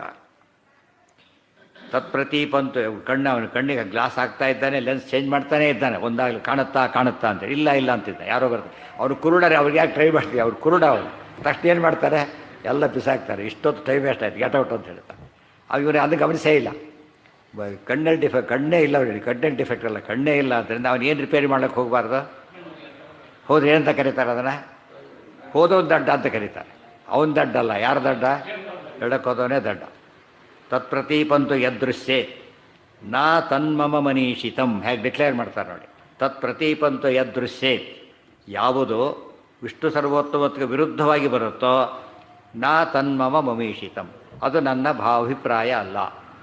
ಏನಾರು ನಿಮಗೆ ಅಂದರೆ ಎರಡರ್ಥ, ನೀವು ಅರ್ಥ ಹಾಗೆ ಮಾಡಿಕೊಂಡ್ರೆ ನಾನು ಅಭಿಪ್ರಾಯ ಅರ್ಥ ಮಾಡ್ಕೊಂಡಿಲ್ಲ ಅಂತ ಅರ್ಥ. ಯಾವುದಾದ್ರು ಪದ ಹಾಗಿದ್ದರೆ ಆ ಪದ ಉದ್ದೇಶ ನಾವು ಬೇರೆದಕ್ಕೆ ಹೇಳಿರ್ತೇವೆ, ಇದಕ್ಕೋಸ್ಕರ ಹೇಳಿದ್ದಲ್ಲ. ಒಂದೇ ಒಂದು ಗುರಿ, ಅದೇ ಹೇಳಿದಾಗ ಸ್ಮರ್ತವ್ಯ ಸತತಂ ವಿಷ್ಣು ವಿಧಿ, ವಿಸ್ಮರ್ತವ್ಯೋ ನ ಜಾತಚಿತ್, ಅದಕ್ಕೆ ದೊಡ್ಡ ನಿಷೇಧ ಇಲ್ಲ. ಎರಡನ್ನು ಮನಸ್ಸಲ್ಲಿ ಇಟ್ಕೊಂಡು ಓದಬೇಕು ಅಂತ ಹೇಳ್ತಾರೆ. ಭಾಷಾಸ್ತು ತ್ರಿವಿಧಾಸ್ತತ್ರ ಮಯಾ ವೈ ಸಂಪ್ರದರ್ಶಿತಾ. ಈ ಮಹಾಭಾರತ ಹೇಗೆ ಓದಬೇಕು ಅಂತ ಡೈರೆಕ್ಷನ್ಸ್ ಕೊಡ್ತಾರೆ. ಈಗ ಅದು ಕೊಟೇಶನ್ ಕೊಡ್ತಿರೋದು. ಈಗ ಭಾಷಾಸ್ತು ತ್ರಿವಿಧಾಸ್ತತ್ರ ಮಯಾ ವೈ ಸಂಪ್ರದರ್ಶಿತಾ ಗೈಡ್ಲೈನ್ಸ್ ಇದೆ. ಅದರಲ್ಲಿ ಮಹಾಭಾರತದಲ್ಲಿ ಮಯಾ ನನ್ನಿಂದ ತ್ರಿವಿಧಾ ಭಾಷಾ ಸಂಪ್ರದರ್ಶಿತಾ, 3 ವಿಧ ಭಾಷೆಗಳನ್ನು ಉಪಯೋಗಿಸಿದ್ದೇವೆ. ಗೊತ್ತಾಯ್ತಾ, ತುಂಬ ಇಂಪಾರ್ಟೆಂಟ್. 3 ವಿಧ ಭಾಷೆಗಳನ್ನು ಉಪಯೋಗಿಸಿದ್ದೇವೆ. ಭಾಷಾಸ್ತು ತ್ರಿವಿಧಾಸ್ತತ್ರ ಮಯಾ ವೈ ಸಂಪ್ರದರ್ಶಿತಾ ಸಂಪ್ರದರ್ಶಿತಾ. 3 ಭಾಷೆಗಳು. ಯಾವ 3 ಭಾಷೆಗಳು? ಸಂಸ್ಕೃತ, ಕನ್ನಡ, ಇಂಗ್ಲೀಷ್ ಆ ಥರ ಭಾಷೆಗಳಲ್ಲ. ಆ್ಯಕ್ಚುಲಿ ಇಲ್ಲೂ ಕೂಡ ಹಾಗೇನೆ, ಯಾವ ಇದರಲ್ಲೂ ಒಂದು ಭಾಷೆ ಕಲಿಸೋದಿಲ್ಲ. ಯಾಕೆ? ಹೆಚ್ಚು ಭಾಷೆ ಕಲಿತಷ್ಟು ಒಂದು ಭಾಷೆ ಏನಾಗುತ್ತೆ, ಜಾಸ್ತಿ ಆಗುತ್ತೆ ಜ್ಞಾನ. ಅದು ಫಸ್ಟ್ ಲ್ಯಾಂಗ್ವೇಜ್, ಸೆಕೆಂಡ್ ಲ್ಯಾಂಗ್ವೇಜ್ ಅಂತ ಕರೆಯೋದಿಲ್ಲ, ಅವೆಲ್ಲ ಕಲ್ತಿರ್ತಾರೆ. ಮುಂದೆ ಒಂದು ಲ್ಯಾಂಗ್ವೇಜ್ ಆಗುತ್ತೆ. ಎರಡು ಒಂದೇ ಒಂದು ಲ್ಯಾಂಗ್ವೇಜ್ ಕಲ್ತರೆ ಬರೋ ನಾಲೆಡ್ಜ್ಗಿಂತ ಹೆಚ್ಚು ಲ್ಯಾಂಗ್ವೇಜ್ ಕಡೆ ಒಂದೊಂದು ಲ್ಯಾಂಗ್ವೇಜ್ ಪರ್ಫೆಕ್ಷನ್ ಜಾಸ್ತಿ ಆಗುತ್ತೆ. ಯಾವ ವಿಷಯನೂ ಅಷ್ಟೇ, ಒಂದೇ ವಿಷಯ ಕಲಿಸಿದ್ರೆ ಬರೋ ಜ್ಞಾನಕ್ಕಿಂತ 6 ಸಬ್ಜೆಕ್ಟ್ಸ್ ಬೇರೆ ಬೇರೆ, ಅವೆಲ್ಲ ಸೇರಿಸಿದಾಗ ಏನಾಗುತ್ತೆ, ಮ್ಯಾಥಮೆಟಿಕ್ಸಿಗೆ ಗಂಧ ಇಲ್ಲ, ಫಿಸಿಕ್ಸ್ ಎಂದು ಅರ್ಥ ಆಗಬೇಕು ಅವ್ರಿಗೆ, ಎಲ್ಲ ನಿಂತು ಹೋಗ್ಬಿಡುತ್ತೆ ಒಂದು ಕಡೆ. ಕೆಲವೆಲ್ಲ ಕಾಮನ್, ಕೆಲವೆಲ್ಲ ಕೂಡ ಪ್ರೈಮರಿ ಎಜುಕೇಷನ್ ಎಲ್ಲ ಸೇರಿಸ್ಬಿಟ್ಟಿರ್ತಾರೆ. ಪ್ರೈಮರಿ ಅದು ಪ್ರತಿಯೊಂದಕ್ಕೂ ಲೆಕ್ಕ ಬೇಕು. ಮತ್ತು ಪ್ರೊಫೆಸರ್, ಮ್ಯಾಥಮೆಟಿಕ್ಸ್ ಪ್ರೊಫೆಸರ್ ಆಗೋ ಲೆಕ್ಕ ಬೇಕು, ಅಂಗಡಿ ವ್ಯಾಪಾರ ಮಾಡಲಿಕ್ಕೂ ಲೆಕ್ಕ ಬೇಕು. ಹೊತ್ತಾನೆ ಕೊಟ್ಟಿದ್ದ ನೆನ್ಸ್ಗಳು ಬರಬೇಕಲ್ಲ. ಆ ಲೆಕ್ಕದಲ್ಲಿ ಇದು ಸಾಮಾನ್ಯ, ಅದು ಸ್ಪೆಷಲ್ ಅಷ್ಟೇ. ಆ ದೃಷ್ಟಿಯಿಂದ 3 ಭಾಷೆ ಹೇಳಿದ್ದೇವೆ. ಇಲ್ಲಿ ಭಾಷೆ ಶಬ್ದಕ್ಕೆ ಪರಿಭಾಷೆ ಅಂತ ಅರ್ಥ. ಭಾಷೆ ಅಂದರೆ ಲ್ಯಾಂಗ್ವೇಜ್ ಅಲ್ಲ, ಪರಿಭಾಷೆ. ಪರಿಭಾಷೆ ಅಂದ್ರೇನು, ಹೇಳೋ ಸ್ಟೈಲು. ಯಾರಿಗೋ ಹೇಳ್ತೆ ಕೇಳಿದ್ರೆ ಅವ್ನಿಗೆ ಹಾಗೆ ಹೇಳಿದರೆ ಅರ್ಥ ಆಗೋದು ಅಂತಾರೆ. ಗೊತ್ತಾಯ್ತಾ?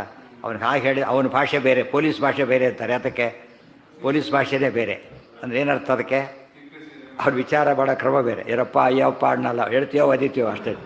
ಅದು ಪೊಲೀಸ್ ಭಾಷೆ ಅಂದರೆ ಆ ಥರ. ಎಲ್ಲರೂ ಪನಿಷ್ ಮಾಡ್ತೀವಿ ಅಷ್ಟೇ. ಇವ್ರು ಹಾಗೆ ಮೇಷ್ಟ್ರ ಭಾಷೆ ಆಗಿರಬಾರ್ದು. ಹೇಗಿರ್ಬೇಕದು? ಹೊಡೆಯೋದು ಇರಬಾರ್ದು, ಏನಿರಬಾರ್ದು. ಮೇಷ್ಟ್ರು ಹೊಡೆದ ಅಂತ ಕೇಸ್ ಹಾಕಿದ್ರೆ ಮೇಷ್ಟ್ರು ಸಸ್ಪೆಂಡ್ ಆಗ್ತಾನೆ. ಪೊಲೀಸ್ ಹೊಡಿಲಾದ್ರೆ ಸಸ್ಪೆಂಡ್ ಆಗ್ತಾನೆ. ಯಾಕೆ ಹೊಡೆದು ವಿಚಾರ ಮಾಡಲಿಲ್ಲ ಸರಿಯಾಗಿ, ನೀನೀಗ 2 ಹೆಟ್ಟು ಹಾಕೋ ಅಂತ ಹೇಳ್ತಾರೆ. ಇಲ್ಲಿ ಹಾಕಬೇಡ ಅಂತ ಹೇಳ್ತಾರೆ. ಅದಕ್ಕೆ ಇಲ್ಲಿರೋದು ಹೇಳ್ಕೊಡ್ಲಿಕ್ಕೆ, ಅಲ್ಲಿರೋದು ಹೇಳ್ಕೊಡ್ಲಿಕ್ಕಲ್ಲ. ಯಾತಕ್ಕೆ? ಪೊಲೀಸರು ಪಾಠ ಮಾಡಲಿಕ್ಕಿಲ್ಲ. ಅವ್ರು ಯಾತಕ್ಕಿದ್ದಾರೆ? ಶಿಕ್ಷೆ ಕೊಡ್ಲಿಕ್ಕಷ್ಟೇ. ಸೊ ಅವ್ರ ಭಾಷೆಯಲ್ಲೇ ಹೇಳಬೇಕು. ಮಕ್ಕಳಿಗಿದೆ ಅಂತ ತಿಳ್ಕೊಂಡು ಮಕ್ಕಳಿಗೆ ಹೇಳಬೇಕಾದ್ರೆ ನೀವೆಲ್ಲ ಹೇಳಿದ್ರೆ ಅರ್ಥ ಆಗಲ್ಲ ಅವ್ರಿಗೆ. ಅವ್ರ ಭಾಷೆನೇ ಬೇರೆ. ತಾಚಿ ಮಾಡಿ ನಿದ್ದೆ ಮಾಡೋದು ಅರ್ಥನೇ ಆಗಲ್ಲ. ಅವ್ರು ಏನು ಹೇಳಬೇಕು ಅವರಿಗೆ? ಅವ್ರದೇ. ನಿಮ್ಗೆ ಆಶ್ಚರ್ಯ ಅಂತ ದೊಡ್ಡವ್ರನ್ನ ಕಲಿಬೇಕಾಗುತ್ತಲ್ಲ, ಅರ್ಥನೇ ಆಗಲ್ಲ ಅವರಿಗೆ. ಆ ಭಾಷೆ ಬರದವರೆ ಮಕ್ಕಳು ಸಮಾಧಾನ ಮಾಡಲಿಕ್ಕೆ ಬರೋದಿಲ್ಲ. ಮಕ್ಕಳ ಭಾಷೆ ಅದು. ಅದಕ್ಕೆ ಅವರವ್ರ ಪರಿಭಾಷೆ ತಕ್ಕಂತ ಹೇಳಿದ್ರೆ ಏನಾಗುತ್ತೆ ಅವರಿಗೆ, ಅವ್ರ ಲ್ಯಾಂಗ್ವೇಜಲ್ಲಿ ಹೇಳಬೇಕು. ವಿಷಯ ನಿಮಗೆ ಗೊತ್ತಿದೆ ಕರೆಕ್ಟು, ಬಟ್ ನಿಮ್ಮ ಭಾಷೆ ಅವ್ರಿಗೆ ಬರೋದಿಲ್ಲ. ಅವಾಗ ಏನು ಮಾಡಬೇಕಾಗ? ಅವ್ರ ಭಾಷೆಯಲ್ಲೇ ಹೇಳಬೇಕು. ಅವ್ರ ಭಾಷೆಯಲ್ಲಿ ಹೇಳಬೇಕಾದ್ರೆ 3 ಭಾಷೆ ಇದೆ. ಈ 3 ಭಾಷೆ ಇದೆ, ಶಾಸ್ತ್ರ ಭಾಷೆಗಳು. ಏನು ಭಾಷೆ ಅಂದರೆ ಸಮಾಧಿ, ದರ್ಶನ, ಗುಹ್ಯ. ಸಮಾಧಿ ಭಾಷಾ, ದರ್ಶನ ಭಾಷಾ, ಗುಹ್ಯ ಭಾಷಾ ಅಂತ 3 ಭಾಷೆಗಳಿವೆ. ಯಾವುದದು? ಇದು ಎಲ್ಲದರಲ್ಲೂ ಕೂಡ. ಕನ್ನಡದಲ್ಲೂ 3 ಭಾಷೆ, ಸಂಸ್ಕೃತದಲ್ಲೂ 3 ಭಾಷೆ, ಎಲ್ಲದರಲ್ಲೂ 3 ವಿಧ ಇದೆ. ಪ್ರತಿಯೊಂದು ಕಡೆಯೂ ಮಾತಿದೆ. ಉಕ್ತೋಯೋ ಮಹಿಮಾ ವಿಷ್ಣೋ ಸತೋಕ್ತೋ ಹಿ ಸಮಾಧಿನ. ಸಮಾಧಿ ಭಾಷಾ. ಸಮಾಧಿ ಭಾಷೆಯಲ್ಲಿ ಹೇಳಿದ್ದಾರೆ ಅಂತ ಹೇಗೆ ಗೊತ್ತಾಗಬೇಕು ಅಂದರೆ ಸಿಂಪಲ್ ಟೆಸ್ಟ್ ಕೊಟ್ಬಿಡ್ತಾರೆ.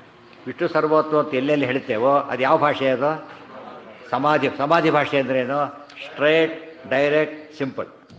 ಇನ್ನೊಂದು ಅರ್ಥ ಮಾಡಿ, ಡೈರೆಕ್ಟ್ ಅರ್ಥ. ವಿಷ್ಣು ಸರ್ವೋತ್ತಮ ಅಂದರೆ ಏನು ಅರ್ಥ ಮಾಡೋಕ್ಕೆ ಹೋಗ್ಬಿಡಿ, ಬೇರೆ ಅರ್ಥ. ಏನರ್ಥ?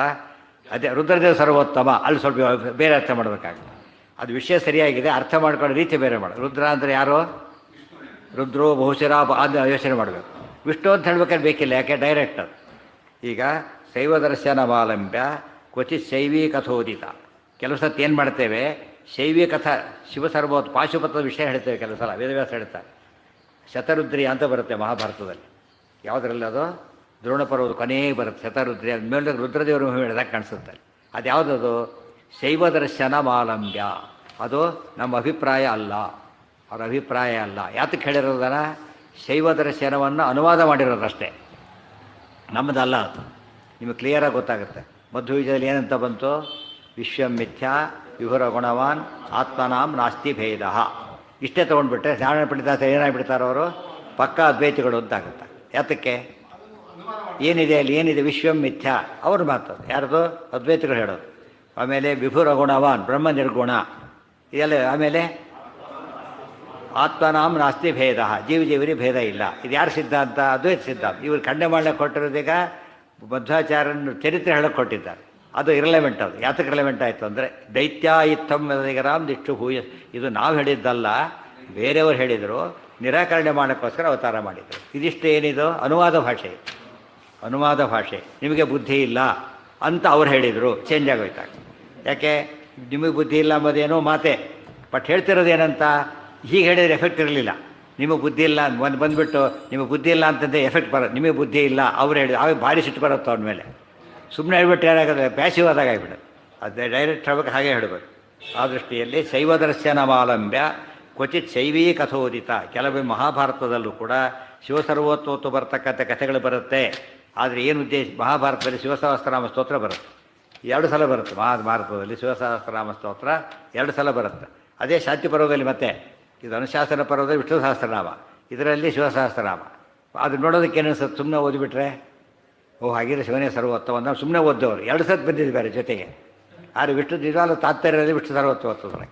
ಇದೆಲ್ಲ ಅರ್ಥ ಆಗ್ಬೇಕಾದ್ರೆ ಏನಾಗಬೇಕಾಗ ನಮ್ಮೇನು ಹೇಳ್ತೀವಿ ಅಂತ ತಿಳ್ಕೊಂಡಿರಬೇಕು. ಸಮಾಧಿ ಭಾಷೆಯ ಉಕ್ತಂ ಎತ್ತತ್ ಸರ್ವಂ ಗ್ರಾಹ್ಯಮೇವಹಿ. ಸಮಾಧಿ ಭಾಷೆಯಲ್ಲಿ ಏನು ಹೇಳಿರ್ತೇವೋ ಅದನ್ನು ಹಾಗೆ ಸ್ವೀಕಾರ ಮಾಡಬೇಕು. ಅದೇನು ಮಾಡಿಕೊಡೋದು? ಹಾಗೆ ಏನೇನು ಸೇರ್ಸಕ್ಕೆ ಹೋಗಬಾರ್ದು. ಅನ್ನ ಪಾಯಸ ಡೈರೆಕ್ಟ್ ತಿನ್ನಬೇಕು, ಅನ್ನ ಡೈರೆಕ್ಟ್ ತಿನ್ನಬಾರ್ದು. ಏನು ಮಾಡಬೇಕು? ಅದಕ್ಕೀಗ ಕಲಿಸ್ಕೋಬೇಕಾಗುತ್ತೆ, ವ್ಯಂಜನ ಮಾಡ್ಕೊಂಡು ತಿನ್ಬೇಕು. ಆ ಟೇಸ್ಟಿಗೆ ತಕ್ಕಂತೆ ಸೇರಿಸ್ಬೇಕು. ಅನ್ನ ಎಂಥದ್ದು ಗೊತ್ತೇನೋ, ಅದು ಪಲ್ಯಕ್ಕೆ ಸೇರುತ್ತೆ, ಸಾರಿ ಸೇರುತ್ತೆ, ಹುಡುಗಿ ಸೇರುತ್ತೆ, ಚಟ್ನಿ ಸೇರುತ್ತೆ, ಎಲ್ಲಕ್ಕೆ ಸೇರ್ತಾ ಬರುತ್ತೆ. ಅವು ಸೇರೋದಿಲ್ಲ. ಮತ್ತೆ ಅವು ಸರಿ ಕೆಟ್ಟವು, ಇದು ಸೇರಿದ್ರೆ ಮಾತ್ರ ಅವ್ರು ಇದು ಬರೋದು. ಅದು ಸಮಾಧಿ ಭಾಷೆಗೆಲ್ಲ ಲಿಂಕ್ ಮಾಡ್ಕೋತಾ ಹೋಗ್ಬೇಕು. ಅದಕ್ಕೆ ಸಮಾಧಿ ಭಾಷೆಯ ಉಕ್ತಂ ಎತ್ತತ್ ಸರ್ವ ಗ್ರಾಹ್ಯಮೇವಿ. ಅದೆಲ್ಲ ಗ್ರಾಹ್ಯ. ಅದು ಗ್ರಾಹ್ಯಮೇವ ಅಂತ ಹೇಳಿದ್ರಿಂದ ಅದು ಬಿಡೋ ಚಾನ್ಸೇ ಇಲ್ಲ. ಸಮಾಧಿ ಭಾಷೆಯಲ್ಲಿ ಏನು ಹೇಳಿರ್ತಾರೋ ಅದನ್ನು ಬಿಡೋ ಚಾನ್ಸೇ ಇಲ್ಲ. ಅವಿರುದ್ಧಂ ಸಮಾಧಿಸ್ತು ದರ್ಶನೋಕ್ತಂಚ ಗೃಹ್ಯತೆ. ಸಮಾಧಿ ಭಾಷೆಗೆ ವಿರುದ್ಧವಾಗದೆ ಹೋದಾಗ ದರ್ಶನ ಭಾಷೆಯನ್ನು ಗ್ರಹಣ ಮಾಡಬಹುದು. ಸಮಾಧಿ ಭಾಷೆಗೆ ವಿರುದ್ಧವಾಗದೆ ಹೋದಾಗ ದರ್ಶನ ಭಾಷೆಯನ್ನು ಕೂಡ ಗ್ರಾಹ್ಯ ಮಾಡಬಹುದು. ಅದಿಲ್ಲದೆ ಹೋದರೆ ಹೇಗೆ? ಶಿವಸರ್ವೋತ್ವ ಅಂತ ಹೇಳ್ತಾ ಇದ್ದಾರೆ, ಪದ್ಮಪುರಾಣದಲ್ಲಿ ಬರುತ್ತೆ. ಶಿವಸರ್ವೋತ್ವ ಹೇಳ್ತಾ ಆ ಶಿವನ ಬಾಯಿಯಲ್ಲಿ ವಾಸುದೇವ ಸಹಸ್ರನಾಮ ಸ್ತೋತ್ರ ಬರುತ್ತೆ. ರುದ್ರದೇವರೇ ಹೇಳಿದ್ದು ಹೇಗೆ ಗ್ರಾಹ್ಯ. ಯಾಕೆಂದರೆ ಅವ್ರ ಉತ್ತಮತ್ವ ಎಲ್ಲಿಗೆ ಎಂಡಾಯ್ತದು? ವಿಷ್ಣು ಸರ್ವೋತ್ವದಲ್ಲಿ ಎಂಡಾಗೋಯ್ತು. ಅದು ಹಾಗೆ ಒಪ್ಕೋಬೇಕಾದ್ರೆ ಅದಕ್ಕೆ ಲಿಂಕ್ ಆಗದೆ ಹೋದರೆ ಏನು ಮಾಡಬೇಕಾಗಿತ್ತಾಗ? ಅದರಲ್ಲಿ ಬಿಟ್ಟುಬಿಟ್ಟು ವಿಷ್ಣು ಪರದ ಅರ್ಥ ಮಾಡಬೇಕಾಗಿತ್ತು. ಆದ್ದರಿಂದ ಸಮಸ್ಯೆ ಬರೋದಿಲ್ಲ. ಅವಿರುದ್ಧಂ ಸಮಾಧೇಸ್ತು ದರ್ಶನೋಕ್ತಂಚ ಗೃಹ್ಯತೆ. ಸಮಾಧೇ ಅವಿರುದ್ಧಂ ದರ್ಶನೋಕ್ತಂ ಚೇತ್ ತಸ್ಯ ಗೃಹ್ಯತೆ. ಅದನ್ನು ಸ್ವೀಕಾರ ಮಾಡಲೇಬೇಕು, ಯೋಚನೆ ಮಾಡಬೇಕಾಗಿಲ್ಲ. ಎಷ್ಟಾಯಿತು ಭಾಷೆಗಳೀಗ? 2. ಸಮಾಧಿ ಮತ್ತು ದರ್ಶನ. 3ನೇದು ದರ್ಶನ ಅಂದ್ರೇನು? ಬೇರೆ ಮತಗಳು. ದರ್ಶನ ಬೇರೆ ಮತಗಳು. ಆ ಮತಕ್ಕೆ ತಕ್ಕಂಥ ವಿಚಾರ ಅನುವಾದ ಮಾಡೋದು ಅಂತ ಅರ್ಥ. ಈ ನ್ಯಾಯಸುಧಾದಲ್ಲಿ ಬರುತ್ತೆ. ಈಗ ಇತಿ ಚೇತ್ ಬರುತ್ತೆ, ಗೊತ್ತಾ? ಇತಿ ಚೇತ್ ಅದಿಷ್ಟು ಏನದು ಅನುವಾದ. ಅದು ಯಾರ ದರ್ಶನ? ಈಗ ಸಾಂಖ್ಯರು ಹೇಳ್ತಾರೆ ಸಾಂಖ್ಯ ದರ್ಶನ, ಹೀಗೆ ನೈಯಾಯಿಕರು ಹೇಳ್ತಾರೆ ತಾರ್ಕಿಕ ದರ್ಶನ, ಹೀಗೆಲ್ಲ ಹೇಳ್ತಾ ಹೋಗ್ಬೇಕು. ಅದು ಹೇಳಿ ಆಮೇಲೆ ಈ ಚೇನ್ನ ಅದು ಸರಿಯಲ್ಲ. ಆ ಚೇನ್ನ ಆಮೇಲೆ ಓದ್ಕೊಂಡು ಹೋಗ್ಬಿಟ್ರೆ ಏನಾಗುತ್ತೆ? ಇದೇ ಸಿದ್ಧಾಂತ ಆಗಿಬಿಡುತ್ತೆ.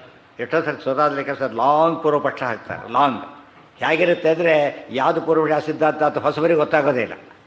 ಮತ್ತು ಎಲ್ಲಿಗೆ ಸ್ಟಾಪ್ ಮಾಡಿದ್ರೆ ಎಲ್ಲಿಗೆ ಬೇರೆ ಲಿಂಕ್ ಗೊತ್ತಾಗೋದು. ಯಾಕೆ ಲಾಂಗ್ ಟಾಪಿಕ್ ಅದು. ಅಂಥ ಹೊತ್ತಲ್ಲಿ ಭಾರಿ ಹುಷಾರಾಗಿ ಓದಬೇಕಾದ್ರೆ. ಇಲ್ಲದವ್ರು ಏನಾಗುತ್ತೆ? ಸಿದ್ಧಾಂತನೇ ಪೂರ್ವಪಕ್ಷ ಆಗಿಬಿಡುತ್ತೆ, ಪೂರ್ವಪಕ್ಷ ಸಿದ್ಧಾಂತ ಆಗೋಗ್ಬಿಡುತ್ತೆ. ಅಭ್ಯುಪಮ ಬೇರೆ. ಅಭ್ಯುಪಮ ಅಂದರೆ ಏನು? ನೀನು ಹೇಳಿದ್ದು ಇಟ್ಕೊಂಡ್ರೂ ಕೂಡ ತಪ್ಪಾಗುತ್ತೆ. ಮತ್ತೆ ನೇರವಾಗಿ ಇಂಡೈರೆಕ್ಟ್ ನೀನು ಹೇಳಿದಂತೆ ಮಾಡಿದರೂ ಕೂಡ ಈ ಅರ್ಥ ಕೊಡೋದಿಲ್ಲ. ಅರ್ಥ ಆಯ್ತಾ? ಅದನ್ನು ವಿಚಾರ ಮಾಡ್ಬೋದು. ಹಾಂ ಹಾಂ ಹೌದು, ನಮಗೆ ಅವರು ಪೂರ್ವಪಕ್ಷ, ಅವರಿಗೆ ನಮ್ಮದು ಪೂರ್ವಪಕ್ಷ. ಗೊತ್ತಾಯ್ತಾ? ನಾವು ಹೇಳಿದ್ದಕ್ಕೆ ವಿರುದ್ಧ ಅವ್ರು ಹೇಳಬೇಕು, ಅವ್ರ ವಿರುದ್ಧ ನಾವು ಹೇಳಬೇಕು. ಇಬ್ಬರು ಒಂದು ಹೇಳಿದ್ರೆ ಕೇಸೇ ಇಲ್ಲ. ಅದು ಆ ಥರ ಆಯಿತು. ಪೂರ್ವಪಕ್ಷ ಅಂದರೆ ಹಾಗೆ. ಪೂರ್ವಪಕ್ಷ ಅಂತ ಹೇಳಿದರೆ ಅದು ಅಬ್ಜೆಕ್ಷನ್ನು, ಸಿದ್ಧಾಂತ ಕೊಡೋದು ಅದಕ್ಕೆ ಉತ್ತರ ಅಷ್ಟೇ. ದರ್ಶನ ಸಿದ್ಧಾಂತ, ಅದಕ್ಕೆ ಇನ್ನೊಂದು ದರ್ಶನ ಇದೆ, ಲೋಕದರ್ಶನ ಅಂತ ಬೇರೆ. ಲೋಕದರ್ಶನ ಅಪರೆಂಟ್ ಮೀನಿಂಗ್ ಅಂತ ಇನ್ನೊಂದು ಅರ್ಥ. ಅಪರೆಂಟ್ ಮೀನಿಂಗ್ ಕೆಲವಿರುತ್ತೆ. ಅದು ಉಚ್ಚಿಷ್ಟಂ ಗ್ರಾಹ್ಯಂ ಒಂದು ವಾಕ್ಯ ಇದೆ. ಉಚ್ಚಿಷ್ಟಂ ಶಿವನಿರ್ಮಾಲ್ಯಂ. ಗೊತ್ತಾಯ್ತಾ? ಮೃತಕರ್ಪಟಂ ಅದೇನರ್ಥ? ಅದಕ್ಕೆ ಶಿವನಿರ್ಮಾಲ್ಯ ಗ್ರಾಹ್ಯ, ಶಾಸ್ತ್ರದ ಪ್ರಕಾರ ಗ್ರಾಹ್ಯ ಅಲ್ಲ. ಮತ್ತು ಶಿವನ ಗ್ರಾಹ್ಯ ಅಂತ ಹೇಳಿದ್ರೆ ಕೇಳಿದರೆ ಗಂಗಾ ನದಿ ಅದು ಗ್ರಾಹ್ಯ ಅಷ್ಟು, ಉಳಿದಲ್ಲ. ಗಂಗಾ ಇಲ್ಲಿಂದ ಬಂತು, ತಲೆ ಮೇಲಿಂದ ಬಂತು. ಶಿವ ನಿರ್ಮಾಲ್ಯ ಆದ್ದರಿಂದ ಗ್ರಾಹ್ಯ. ಉಚ್ಚಿಷ್ಟ ಇದೆ. ಉಚ್ಚಿಷ್ಟ ಅಂದ್ರೇನು? ಜೇನು ಅದೇ ಜೇನು ಕೂಡ ಮಧುವಿನ ಉಚ್ಚಿಷ್ಟ, ಅದು ಬಾಯಲ್ಲಿ ಹಾಕ್ಕೊಂಡೆ ಇಲ್ಲಿಡೋದು ತಂದು. ಗೊತ್ತಾಯ್ತಾ? ಕರು ಅಟ್ಲೀಸ್ಟ್ ದೂರಾರು ತರಿಸ್ಬೋದು, ಅಲ್ಲಿ ಎಲ್ಲರೂ ಅದು ಅದರಿಂದಲೇ ಬಂದಿರೋದು. ಬಾಯಿ ಹೀರ್ಕೊಂಬಂದು ಇಲ್ಲಿ ಹಾಕತ್ತೆ ವಾಪಸ್. ಅದು ಕೂಡ ಹಾಲು ಕೂಡ ಒಂದಿಷ್ಟೇ. ಹಾಲು ಕರುವಿನ ಎಂಜಲನ್ನಿಸದೆ ಹರಿಭಕ್ತ ಸಾರದಲ್ಲಿ ಹೇಳ್ತಾರೆ. ಹಾಲು ಎಂಬುದು ಏನದು? ಕರುವಿನ ಎಂಜಲಾದರೆ ಶ್ರೇಷ್ಠ. ಕರುವಿಗೆ ಕುಡಿಸ್ದೆ ಹಾಲು ಇಟ್ಕೊಂಡ್ರೆ ಹಾಲು ಮೈಲಿಗೆ ಅದು. ಗೊತ್ತಾಯ್ತಾ? ಕರುವಿನ ಎಂಜಲಾಗದೆ ಹೋದರೆ ಹಾಲು ಮಡಿ ಬರೋದಿಲ್ಲ. ಅದನ್ನು ತ್ಯಾಜ್ಯ ಬಿಟ್ಬಿಡ್ಬೇಕಾದ್ರೆ. ಅದಕ್ಕೆ ಮೃತವತ್ಸ ಗೋವಿನ ಪಾಲು ಉಂಬಾಳ. ಯಾವ ಹಸುವಿಗೆ ಕರು ಇಲ್ಲ ಆ ಹಸುವಿನ ಹಾಲು ಉಪಯೋಗಿಸ್ಬಾರ್ದು. ಹಿಂದೆಲ್ಲ ನಮ್ಮ ಮನೆಗಳಲ್ಲಿ ಹಳ್ಳಿಗಳಲ್ಲೆಲ್ಲ ಅಕಸ್ಮಾತ್ ಕರು ಸತ್ತೋದ್ರೆ ಹಾಲು ಹಸುವನ್ನು ಬೇರೆಯವ್ರು ಕೊಟ್ಬಿಡ್ತಾಯಿದ್ರು. ಮನೇಲಿ ಇಟ್ಕೊಳ್ತಾ ಇದ್ದಿಲ್ಲ ಅದನ್ನು ಎಲ್ಲಿವರೆಗೂ ಆ ಹಾಲು ಕೊಡೋವರೆಗೆ. ಮತ್ತೆ ಆಮೇಲೆ ವಸ್ತು ಮುಂದಿನ ಸತ್ತ ತಗೋತೀವಿ, ನಾವು ಉಪಯೋಗಿಸಲ್ಲ ಅಂತೇಳಿ. ದೇವ್ರ ನೈವೇದ್ಯಕ್ಕೆ ಬರೋಲ್ಲ, ನಮಗೂ ಬರೋದು. ದೇವ್ರ ಬರದೇ ಹೋದ್ಮೇಲೆ ನಮಗೂ ಬರೋದಿಲ್ಲ ಅಂತ ಆ್ಯಕ್ಚುಲಿ ಫ್ಯಾಕ್ಟ್. ಈಗ ಡೈರಿ ಅಲ್ಲಲ್ಲಿ ಯಾವ ಮೃತವತ್ಸ ಯಾರಿಗೂ ಗೊತ್ತು. ಅದು ಕರು ಇದ್ರೂ ಅದು ಕೊಡೋಲ್ಲ ಫಸ್ಟ್ ಅವರು, ಮಾರಾಟಕ್ಕೆ ಬರೋದಿಲ್ಲ. ಅದರ ಏನು ಮಾಡಿ ಅದು ಕರು ಏನೋ ಕೊಟ್ಟು ಇದನ್ನೆಲ್ಲ ಮಾರಾಕ್ ಬಿಡ್ತಾರೆ. ಅದಕ್ಕೇನೆ ಯಾಕೆ ನಮಗೆ ಸರ್ತೆ ನಮಗೆ ಕಾಣದೇ ಹೋದ್ರೇ ತೊಗೊಳ್ಬಾರ್ದು.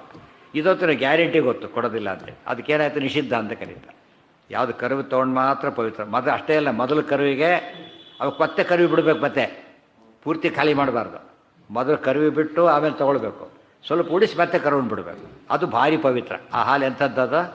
ಭಾರಿ ಪವಿತ್ರ. ವೈಷ್ಣವ ಮಾಡದೆ ಹೋದರೆ ಹೇಗೆ ನಮಗೆ ಪಾಪ ಬರುತ್ತೋ ಹಾಗೆ ಅದು ಕರುವೆ ಬಿಡದೆ ಹೋದರೆ ಪಾಪ ಬರುತ್ತೆ. ಫಸ್ಟ್ ಅವ್ರಿಗೆ ಕೊಟ್ಬಿಡ್ಬೇಕಾದ್ರೆ ಅದು ಹಕ್ಕಿರೋದು ಯಾವುದು? ಅದಕ್ಕೆ ಕರು ತನ್ನ ತಾಯಿ ಅದು ಹಸು. ಅದು ಕುಡಿಯೋ ಹಕ್ಕು ಯಾರಿಗಿದೆ? ಕರುವಿಗಿದೆ. ಅದು ಪಾಪ ಏನು ಮಾಡುತ್ತಂದರೆ ಈಗ ಅದು ಹೆಚ್ಚು ಹಾಲು ಕೊಟ್ಟು ಕರುವಿಗಾಗಿ ಉಳಿಯೋಷ್ಟು ನಮಗೆ ಕೊಡುತ್ತೆ. ಆಮೇಲೆ ಬೇರೆ ಪ್ರಾಣಿಗಳ ಸಾಮಾನ್ಯ ಯಾಕೆ ಉಪಯೋಗಿಸೋದಿಲ್ಲ ಅಂದರೆ ಅವು ಹೆಚ್ಚು ಕೊಡೋದಿಲ್ಲ. ಯಾಕೆ? ಸಿಂಹದ ಹಾಲು ಉಪಯೋಗಿಸೋಕ್ಕೆ ಸಾಧ್ಯ ಇಲ್ಲ. ಅದಕ್ಕೆ ಇವನ್ನೇ ತಿಂದು ಹಾಕಿಬಿಡೋದು, ಯೋಚನೆ ಇಲ್ಲ. ಆದರೆ ಅದು ಆ ಕರುಗಳಿಗೆ ಮಾತ್ರ ಇದು ಸ್ವಾರಸ್ಯ. ತುಂಬ ಜನ ಗೊತ್ತಿದೆ, ಗೋವ್ಯ ಬಹಳ ಸ್ಪೆಷಲ್ ಅಂತ ಮಾತಾಡ್ತಾರೆ. ಸ್ಪೆಷಲ್ ಅದು. ಬೇರೆ ಎಲ್ಲ ಪ್ರಾಣಿಗಳ ಹಾಲು ಅವ್ರ ಮರಿಗಳಿಗೆ ಮಾತ್ರ, ಬೇರೆದಕ್ಕಲ್ಲ. ಮನುಷ್ಯಂದು ಅಷ್ಟೇ, ಬೇರೆಯವರಿಗೆಲ್ಲ. ಆದರೆ ಹಸುವಿಂದ ಮಾತ್ರ ಹೆಚ್ಚು ಉಪಯೋಗ ಆಗೋದು ಯಾರಿಗೆ? ಮನುಷ್ಯನಿಗೆ. ಇತರರಿಗೆ ಉಪಯೋಗ ಆಗೋದು. ಎಮ್ಮೆ ಹಾಗೆ, ಅದಕ್ಕೆ ಎಮ್ಮೆ ಸ್ನಾಗ್ಯ ಅಂತ ಅಭಿಷೇಕಾದಿಗಳಿಗೆ ಬರೋದಿಲ್ಲ. ಆದರೆ ಮೊಸರು ಮಾಡ್ಲಿಕ್ಕೆ ಬರುತ್ತೆ ಅದು. ಆಮೇಲೆ ನೈವೇದ್ಯ ಮಾಡೋ ದೋಷ ಅಲ್ಲ ಅದಕ್ಕೆ. ಆದರೆ ಅಭಿಷೇಕಾದಿಗಳಿಗೆ ಹಾಲು ಎಮ್ಮೆ ಬರೋದಿಲ್ಲ. ಇದು ತ್ಯಾಜ್ಯ ಅಲ್ಲ ಅದು. ಆದರೆ ಉಳಿದ ಎಲ್ಲ ಪ್ರಾಣಿಗಳ ಹಾಲು ಏನದು? ಮನುಷ್ಯ ಉಪಯೋಗಿಸ್ಬಾರ್ದು. ಉಪಯೋಗಿಸ್ಬಿಟ್ರೆ ಅದಕ್ಕೆ ದ್ರೋಹ ಮಾಡಿದಾಗತ್ತೆ. ಅದು ಕೊಡೋದೇ ಅಷ್ಟಾದರೆ ನಮಗೆ ರೈಟ್ ಇಲ್ಲ ತೊಗೊಳೋದು. ಮತ್ತು ಬೇರೆ ಹಾಲಿನಲ್ಲಿ, ಹಸುವಿನ ಹಾಲಿನಷ್ಟು ಗುಣಗಳು ಬೇರೆ ಯಾವ ಪ್ರಾಣಿಗಳ ಹಾಲಿನಲ್ಲೂ ಇಲ್ಲ. ಅದು ನಂಬರ್ 1 ಅಂದ್ರೆ ಅದೇ. ಎಷ್ಟರ ಮಟ್ಟಿಗೆ ಗೊತ್ತಾ?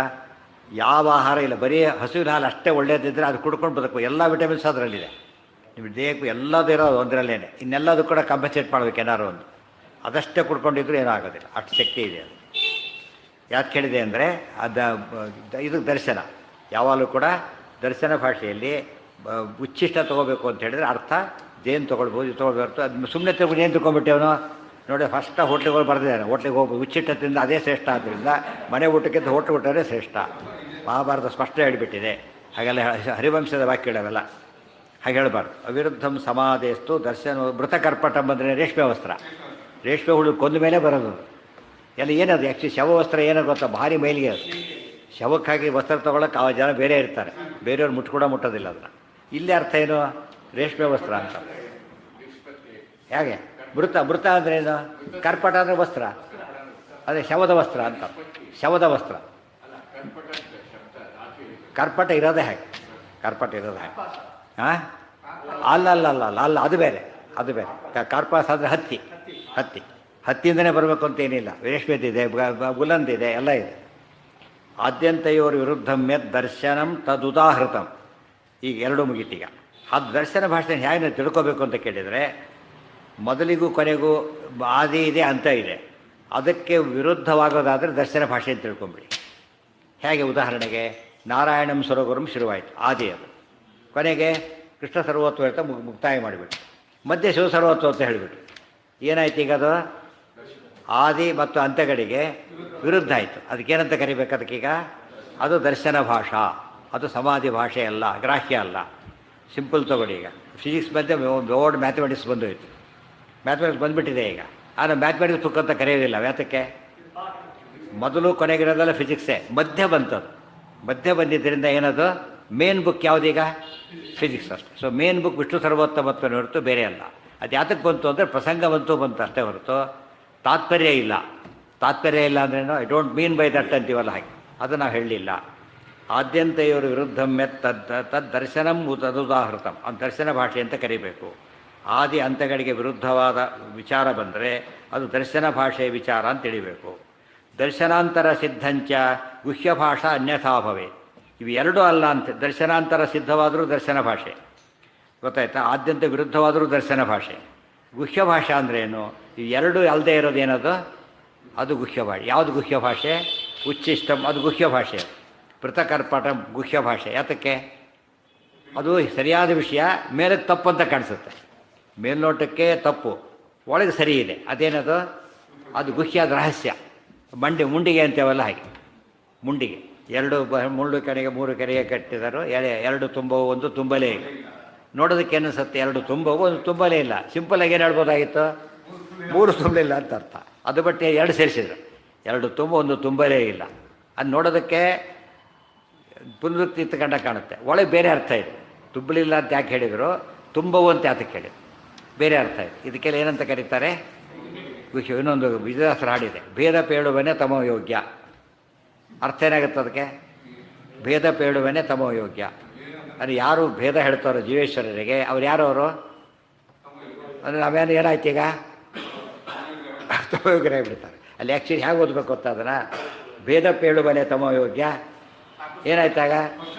ತಮೋಯೋಗ್ಯರು ಏನು ಒಪ್ಪೋದಿಲ್ಲ?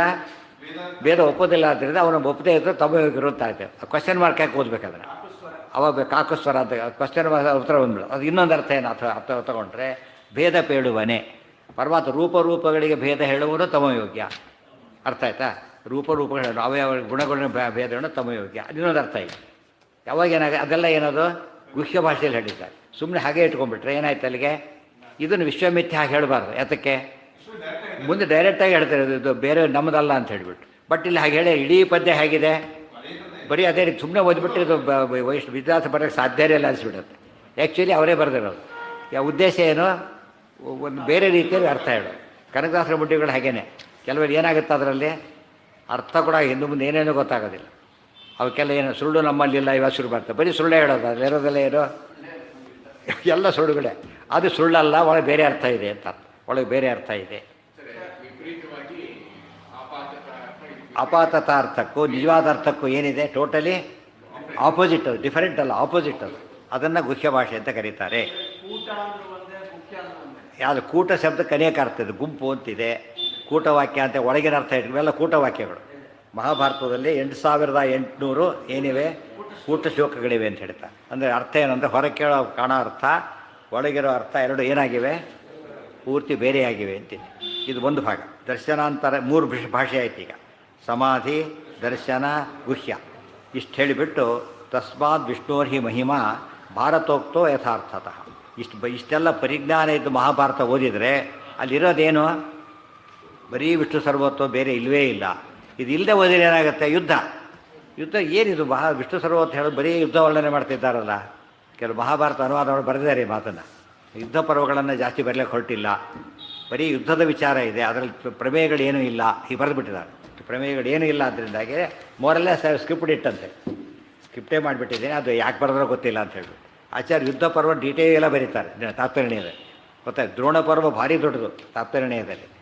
ಯಾಕೆ ಬರೀತಾರೆ ಅಂದರೆ ಅಲ್ಲಿ ಕಾಣೋದೆಲ್ಲ ಏನು? ವಿಷ್ಣು ಮಹಿಮೆ. ಹೇಗೆ ಕಾಣುತ್ತೆ ನಿಮಗೆ? ಈಗ ಜಯದ್ರಥ ನಾಡು ಸೂರ್ಯ ಮುಳುಗಿಂತ ಮುಂಚೆ ಕೊಂದಾಕ್ಬಿಡ್ತೀರಿ ಅಂತ ಹೇಳಿಬಿಟ್ಟ ಅರ್ಜುನ. ಸಾಧ್ಯ ಇತ್ತು ಅರ್ಜುನನಿಗೆ? ಸಾಧ್ಯನೇ ಇರಲಿಲ್ಲ. ಯಾಕೆ? ಪ್ರೊಟೆಕ್ಟ್ ಮಾಡಲಿಕ್ಕೆ ಯಾರು ಹೊರಟಿದ್ದಾರೆ? ಈಗ ದ್ರೋಣಾಚಾರ್ಯ ನಿಂತುಬಿಟ್ಟಿದ್ದಾರೆ. ಜಯದ್ರಥನಿಗೆ ವರ ಇದೆ, ದ್ರೋಣಾಚಾರ್ಯ ನಿಂತಿದ್ದಾರೆ. ಅವರು ಅರ್ಜುನಿಗೆ ಹೆಸರಿಗೆ ಗುರುಗಳು ಬೇರೆ, ಬೃಹಸ್ಪತ್ಯಾಚಾರ್ಯ ಮಹಾಶ್ರೇಷ್ಠ ವ್ಯಕ್ತಿಗಳು. ದುರ್ಯೋಧನ ಹುಲ್ಲು ಅಶ್ವತ್ಥಾಮಾಚಾರ್ಯ ಜೊತೆ ಸಪೋರ್ಟ್ ಇದ್ದಾರೆ. ಮತ್ತು ವ್ಯೂಹ ರಚನೆ ಮಾಡ್ತಾರೆ. ಶಕಟಾಬ್ಜ ಚಕ್ರವ್ಯೂಹ, ಶಕಟವ್ಯೂಹ, ಅಬ್ಜವ್ಯೂಹ, ಚಕ್ರವ್ಯೂಹ ಮೂರು ಕಂಬೈನ್ ಮಾಡಿಬಿಡ್ತಾರೆ. ಆ ವ್ಯೂಹ ಎಷ್ಟು ದೊಡ್ಡದು ಅಂತ ಕೇಳಿದರೆ ಅರ್ಜುನ ಸುಮ್ಮನೆ ಯಾರೂ ಇಲ್ಲ ಅಂತ ಒಳಗೋದು ಇಡೀ ದಿವಸ ಹೋದ್ರೂ ಮುಗಿಯೋದಿಲ್ಲ. ಅಷ್ಟು ಕಾಂಪ್ಲಿಕೇಟೆಡ್ ವ್ಯೂಹ ಅದು. ಮೋಸ್ಟ್ ಇಡೀ ಮಹಾಭಾರತ ಯುದ್ಧದೊಳಗೆ ಅತ್ಯಂತ ಕಾಂಪ್ಲಿಕೇಟೆಡ್ ವ್ಯೂಹ ಅವತ್ತು ರಚನೆ ಮಾಡ್ತಾರೆ. ಅರ್ಜುನ ಜೇತ್ರ ರೀಚ್ ಆಗಲಿಕ್ಕೆ ಸಾಧ್ಯ ಇಲ್ಲ, ಅಲ್ಲಿ ಹತ್ತಿರ ಹೋಗಾಗಿಲ್ಲ. ಈಗ ಇಷ್ಟು ಜನ ಕಾವಲಿದ್ದಾರೆ, ಕೊನೆಗೆ ಮುಖ್ಯ ತಾವೇ ಸೆಂಟ್ರ್ ಅವರೇ ನಿಂತ್ಕೊಂಡ್ಬಿಟ್ಟಿದ್ರು ದ್ರೋಣಾಚಾರ್ಯ. ಅವ್ನಿಗೆ ಇನ್ನೊಂದು ವರ ಇದೆ, ಅವನ ತಲೆ ಯಾರು ಕೆಳಗೆ ಬಿಡ್ತಾರೋ ಅವ್ನು ಸತ್ತೋಗಲಿ ಅಂತೇಳಿ. ಅರ್ಜುನ ಕೊಲ್ಲದೆ ಹೋದರೂ ಸಾಯ್ತಾರೆ. ಅರ್ಜುನ ಜಯದ್ರಥನ ನ್ಯಾತಕ್ಕೆ ಕೊಲ್ಲದೆ ಹೋದರೆ ಸಾಯ್ತೀನಿ ಪ್ರತಿಜ್ಞೆ ಮಾಡಿಬಿಟ್ಟಿದ್ದ. ಕೊಂದರೂ ಸಾಯ್ತಾನೆ ನ್ಯಾತಕ್ಕೆ, ಅವ್ನ ತಲೆ ಯಾರು ಬಿಡಿಸ್ತಾರೋ ತಲೆ ಹೋಗುತ್ತೆ ಅಂತ ಹೇಳಿಬಿಟ್ಟಿದ್ದ. ಕೊಂದರೂ ಕಷ್ಟ, ಬಿಟ್ಟರು ಕಷ್ಟ. ಆಗ ಎಲ್ಲ ಸಾಲ್ವ್ ಆಗಿದ್ದು ಯಾರಿಂದ? ಕೃಷ್ಣನಿಂದ. ಅದು ಟೈಮ್ ಬೌಂಡ್. ಮತ್ತೆ ಎಂದೋ ಕೊಲ್ತೀನಿ ಅಂತ ಹೇಳಿಲ್ಲ, ಇವತ್ತು ನಾಳೆ ಸಾಯಂಕಾಲದೊಳಗೆ ಕೊಲ್ತೀನಿ ಅಂತ ಹೇಳಿ, ಸೂರ್ಯ ಮುಳುಗೋದ್ರೊಳಗೆ ಬೇರೆ. ಇದೆಲ್ಲ ಏನು ಮಹಿಮೆ? ಹೆಸರಿಗೆ ಯುದ್ಧ ಗೊತ್ತಾಗಿದ್ದೇನಲ್ಲಿ ಹಬ್ಬ. ಏನು ಕೃಷ್ಣನ ಮಹಿಮೆ ಇದು! ಯಾವುದು ಟೋಟಲ್ ಇಂಪಾಸಿಬಲ್ ಅಂದ್ಕೊಂಡಿದ್ರೆ ಅದೇನಾಯ್ತದ ಪೂರ್ತಿ ಸಾಧ್ಯ ಆಗುತ್ತೆ. ಇದನ್ನು ಅರ್ಥ ಮಾಡ್ಕೊಂಡು ಕೃಷ್ಣನ ಮಹಿಮೆ ಇದ್ದರೆ ಎಷ್ಟೇ ಅಡ್ಡಿ ಆತಂಕ ಬಂದರೂ ಕೂಡ ಏನಾಗೋದಿಲ್ಲ, ವಿರೋಧ ಅಡ್ಡಿ ಆಗೋದೇ ಇಲ್ಲ. ಫೈನಲಿ ನಮ್ಮ ಗುರಿ ಸಾಧಿಸಿಬಿಡ್ತೇವೆ. ಇದು ಅಲ್ಲಿಯ ತಾತ್ಪರ್ಯ. ಈಗ ನಮಗೆ ಸಮಸ್ಯೆ ಪರಿಹಾರ ಆಯಿತು. ಭೀಷ್ಮ ಎಲ್ಲದರಲ್ಲೂ ಹಾಗೆ, ಪ್ರತಿ ಪರ್ವದಲ್ಲೂ ಕೂಡ ಎದ್ದ ಕರ್ಣ ಬಾಣ ಹೊಡೆದ, ಅರ್ಜುನ ಹೋಗ್ತಿತ್ತು, ಅರ್ಜುನ ತಲೆ ಕತ್ತರಿಸಿ ಹೋಗ್ಬಿಡ್ತಾಯಿದೆ. ಅಪಾಂಗ ದೇಶ ಉದ್ದೇಶ್ಯ ಇಲ್ಲಿ ಗುರಿ ಇಟ್ಟು ಹೊಡೆದಿರ್ತಾನೆ. ಆಗ ಸೆಲ್ಲೆ ಇಡ್ತಾ ಅಲ್ಲಿ ಇಡಬೇಡ, ಕೆಳಗಿಡು ಸ್ವಲ್ಪ ಅಂತೇಳಿ, ಇಲ್ಲ ಇಟ್ಟ ಮೇಲೆ ಆಯಿತು ಅಂತ ಹೊಡೆದು ಬಿಡ್ತಾನೆ. ಅವಾಗ ಕೃಷ್ಣ ಏನು ಮಾಡ್ತಾನೆ, ಪಂಚಾಂಗುಲಂ ಭುವಿ ಒಚ್ಚಿಬಿಡ್ತಾನೆ. ಅದು ಅರ್ಜುನಿಗೆ ಏನಾಯಿತು ಗೊತ್ತು ಕೂಡ ಆಗಿಲ್ಲ. ಏನು ಬಾಣ ಬಿಟ್ಟ, ಏನಾಯಿತು, ಕಿರೀಟ ಬಿದ್ದಿದ್ದೇ ಗೊತ್ತು. ಅಷ್ಟು ಫಾಸ್ಟಾಗಿ ಹೊಡಿತಾರೆ ಕರ್ಣ. ಬ್ರಹ್ಮಾಸ್ತ್ರಸ್ಯ ಅತಿ ವೇಗಿತ್ವಂ ಲಬ್ಧಂ ಕರ್ಣೇನ ಭಾರ್ಗವಾತ್ ಮುಂದೆ ಆಚಾರ್ಯ ಬರೀತಾರೆ. ಕರ್ಣನಿಗೆ ಸ್ಪೆಷಲ್ ವರ ಇತ್ತು, ಫಾಸ್ಟೆಸ್ಟ್ ಬ್ರಹ್ಮಸ್ತ್ರ ಬಿಡ್ತಿದ್ದ. ಫಾಸ್ಟ್ ಬೌಲ್ ಮಾಡಿ ಹೊಡೆಯೋರೊಳಗೆ ಬೋಲ್ಡ್ ಅಂತಾರಲ್ಲ ಹಾಗೆ, ಅವನಿಗೆ ಗೊತ್ತಾಗಿದ್ದ ಮುಂಚೆ ಹೋಗಿಬಿಟ್ಟಿರ್ತಾನೆ. ಫಾಸ್ಟ್ ಒಂದು ಗೊತ್ತಾಗೋದಿಲ್ಲ, ಅಂಥ ಬ್ರಹ್ಮಾಸ್ತ್ರ ಬಿಟ್ಟಾದ. ಅರ್ಜುನ್ ಏನೂ ಗೊತ್ತಾಗಲಿಲ್ಲ, ತಲೆ ಬುಡ. ಬ್ರಹ್ಮಾಸ್ತ್ರ ಉತ್ತರಗೊಳ್ಳೋಕ್ಕೂ ಬರೋದಿಲ್ಲ ಅದಕ್ಕೆ. ಕೃಷ್ಣ ತಕ್ಷಣ ಓದ್ಬಿಟ್ಟ. ಇದೇನು ಅರ್ಜುನನ ಬಿಡಿಸಿದ್ದು ಯಾರೀಗ? ಕೃಷ್ಣನ ಸರ್ವತ್ವ ಗೊತ್ತಾಗಲಿಲ್ಲ. ಕರ್ಣನಿಗೆ ಭಾರಿ, ಎಲ್ಲರಿಗೂ ಶಾಕ್ ಆಗಿತ್ತು. ಕರ್ಣ ಅಂದ್ಕೊಂಡು ಇದೆಲ್ಲ ಇಟ್ಕೊಂಡ್ಬಿಟ್ಟಿದ್ದೆ ನಾನೀಗ, ಏನು ಮಾಡಿ ಗೆಲ್ತೀನಿ ಅಂದ್ಕೊಂಡಿದ್ದ. ಆದರೆ ದೇವ್ರ ವಿರುದ್ಧ ನಿಂತ ಗೆಲ್ಲಕ್ಕೆ ಸಾಧ್ಯನೇ ಇಲ್ಲ ಅಂತ. ಭಗವಂತನ ವಿರುದ್ಧ ನಿಲ್ಲೋದಕ್ಕೆ ಎಂದೂ ಸಾಧ್ಯ ಇಲ್ಲ. ಆ ಪ್ರಮೇಯ ಗೊತ್ತಾಯಿತು. ಕರ್ತುಂ ಅಕರ್ತುಂ ಅನ್ಯಥಾ ಕರ್ತುಂ ಸಮರ್, ಇವೆಲ್ಲ ಏನು ವಿಷ್ಣು ಮಹಿಮಾ. ನಡೀತಿರೋದೇನು ಆ್ಯಕ್ಚುಲಿ ಯುದ್ಧ, ಅಲ್ಲಿ ಬಂದಿರೋದೆಲ್ಲ ಏನು ವಿಷ್ಣು ಮಹಿಮೆ. ಇದು ಅನುಸಂಧಾನ ಮಾಡಿಕೊಂಡ್ರೆ ನಮ್ಮ ಜೀವನದಲ್ಲಿ ಏನೇ ಬಂದರೂ ಕೂಡ ಯಾವುದಕ್ಕೆ ಉಪಯೋಗ ಆಗಬೇಕದು ದೇವರ ಸರ್ವೋತ್ತಮತ್ವದ ಸಾಧನೆಗೆ ಆಗಬೇಕು. ಅಷ್ಟು.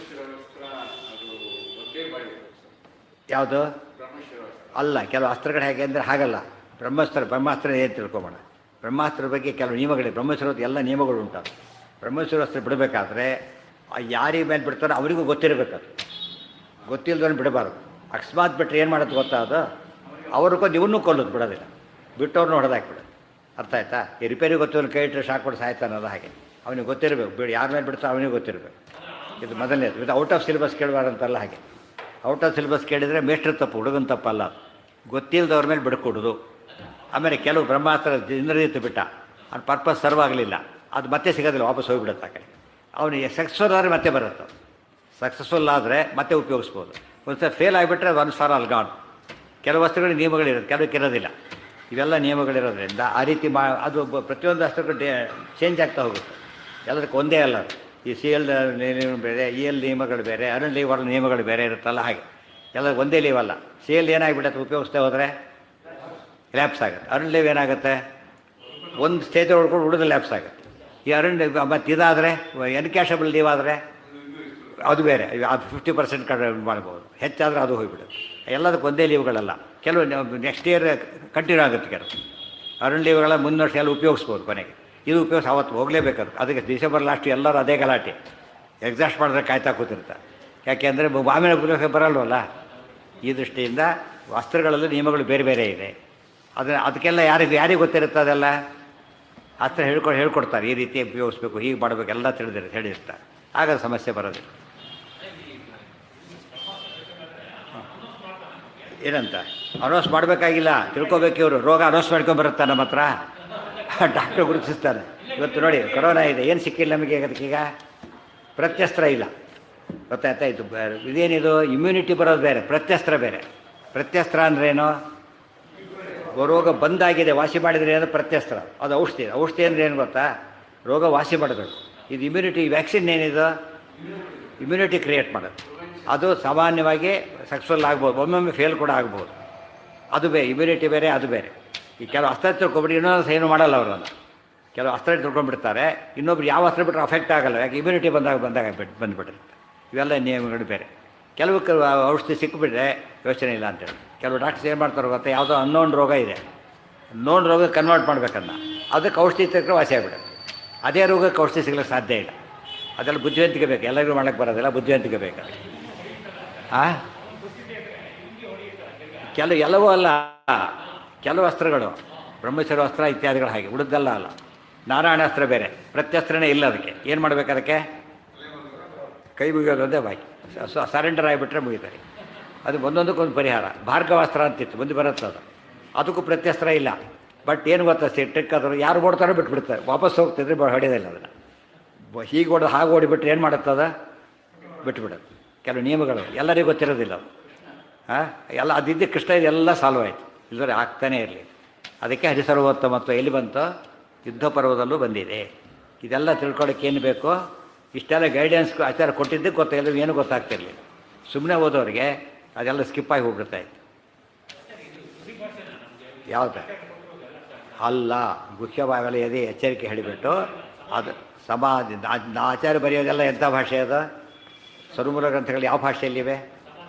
ಸಮಾಧಿ ಭಾಷೆ. ಶುರು ಮಾಡೋದೇ ನಾರಾಯಣಂ ಹಾಗೆ ಶುರು ಮಾಡಿಬಿಡ್ತಾರೆ. ಅದು ಕನ್ಫ್ಯೂಷನ್ಗೆ ಅವಕಾಶವೇ ಇಲ್ಲ. ಕನ್ಫ್ಯೂಷನ್ ಹೇಳೋರು ಮಾಡ್ಬೋದೇ ಹೊರತು ಅದರಲ್ಲಿ ಕನ್ಫ್ಯೂಷನ್ ಇಲ್ಲ. ಅರ್ಥ ಆಯ್ತಾ? ಸರಿಯಾಗಿ ಹೇಳಿದರೆ ಸರ್ವಮೂಲಗಳಿಗೆ ಏನು ಬೇಕಿಲ್ಲ, ಕನ್ಫ್ಯೂಷನ್ ಆಗೋ ಚಾನ್ಸೇ ಇಲ್ಲ. ಬೇರೆಯವ್ರು ಬೆಳಿತವ್ರು ಒಬ್ಬರು, we may not understand Madhva but we cannot misunderstand him. ಬೇರೆಯವರು ಬರೀತಾರೆ ಅಂದರೆ ಆಚಾರ್ಯ ಮಾತು ಅರ್ಥ ಆಗದೇ ಇರಬಹುದು, ಅಪಾರ್ಥ ಆಗೋ ಚಾನ್ಸ್ ಇಲ್ಲ. ಯಾತಕ್ಕೆ? ಅಷ್ಟು ಡೈರೆಕ್ಟ್ ಬರೀತಾರೆ ಅಂತ. ಅದನ್ನು ಅರ್ಥ ಮಾಡ್ಕೊಳ್ಳೋದು ಇನ್ನೇನು ಇವರಿಗೆ ಇನ್ನು ಯಾವ ಭಾಷೆಯಲ್ಲಿ ಹೇಳಬೇಕು? ಸಾಧ್ಯನೇ ಇಲ್ಲ. ತಸ್ಮಾತ್ ವಿಷ್ಣುರ್ಹಿ ಮಹಿಮಾ ಭಾರತೋಕ್ತೋ. ಅಲ್ಲಿ ಇನ್ನೂ ಭಾರಿ ತುಂಬ ವಿಷಯ ಇದೆ ಅದರಲ್ಲಿ, ಸಾಕಷ್ಟು ಬಿಡಿಸಿ ತೋರಿಸ್ತಾರೆ. ಅದೆಷ್ಟು ನಾಳೆ ಬಡಿತಾ ಸೂಕ್ತ ಅರ್ಥ ಬರುತ್ತೆ. ಆಮೇಲೆ ಇದರಲ್ಲಿ 2ನೇ ಅಧ್ಯಾಯ 1ನೇ ಅಧ್ಯಾಯ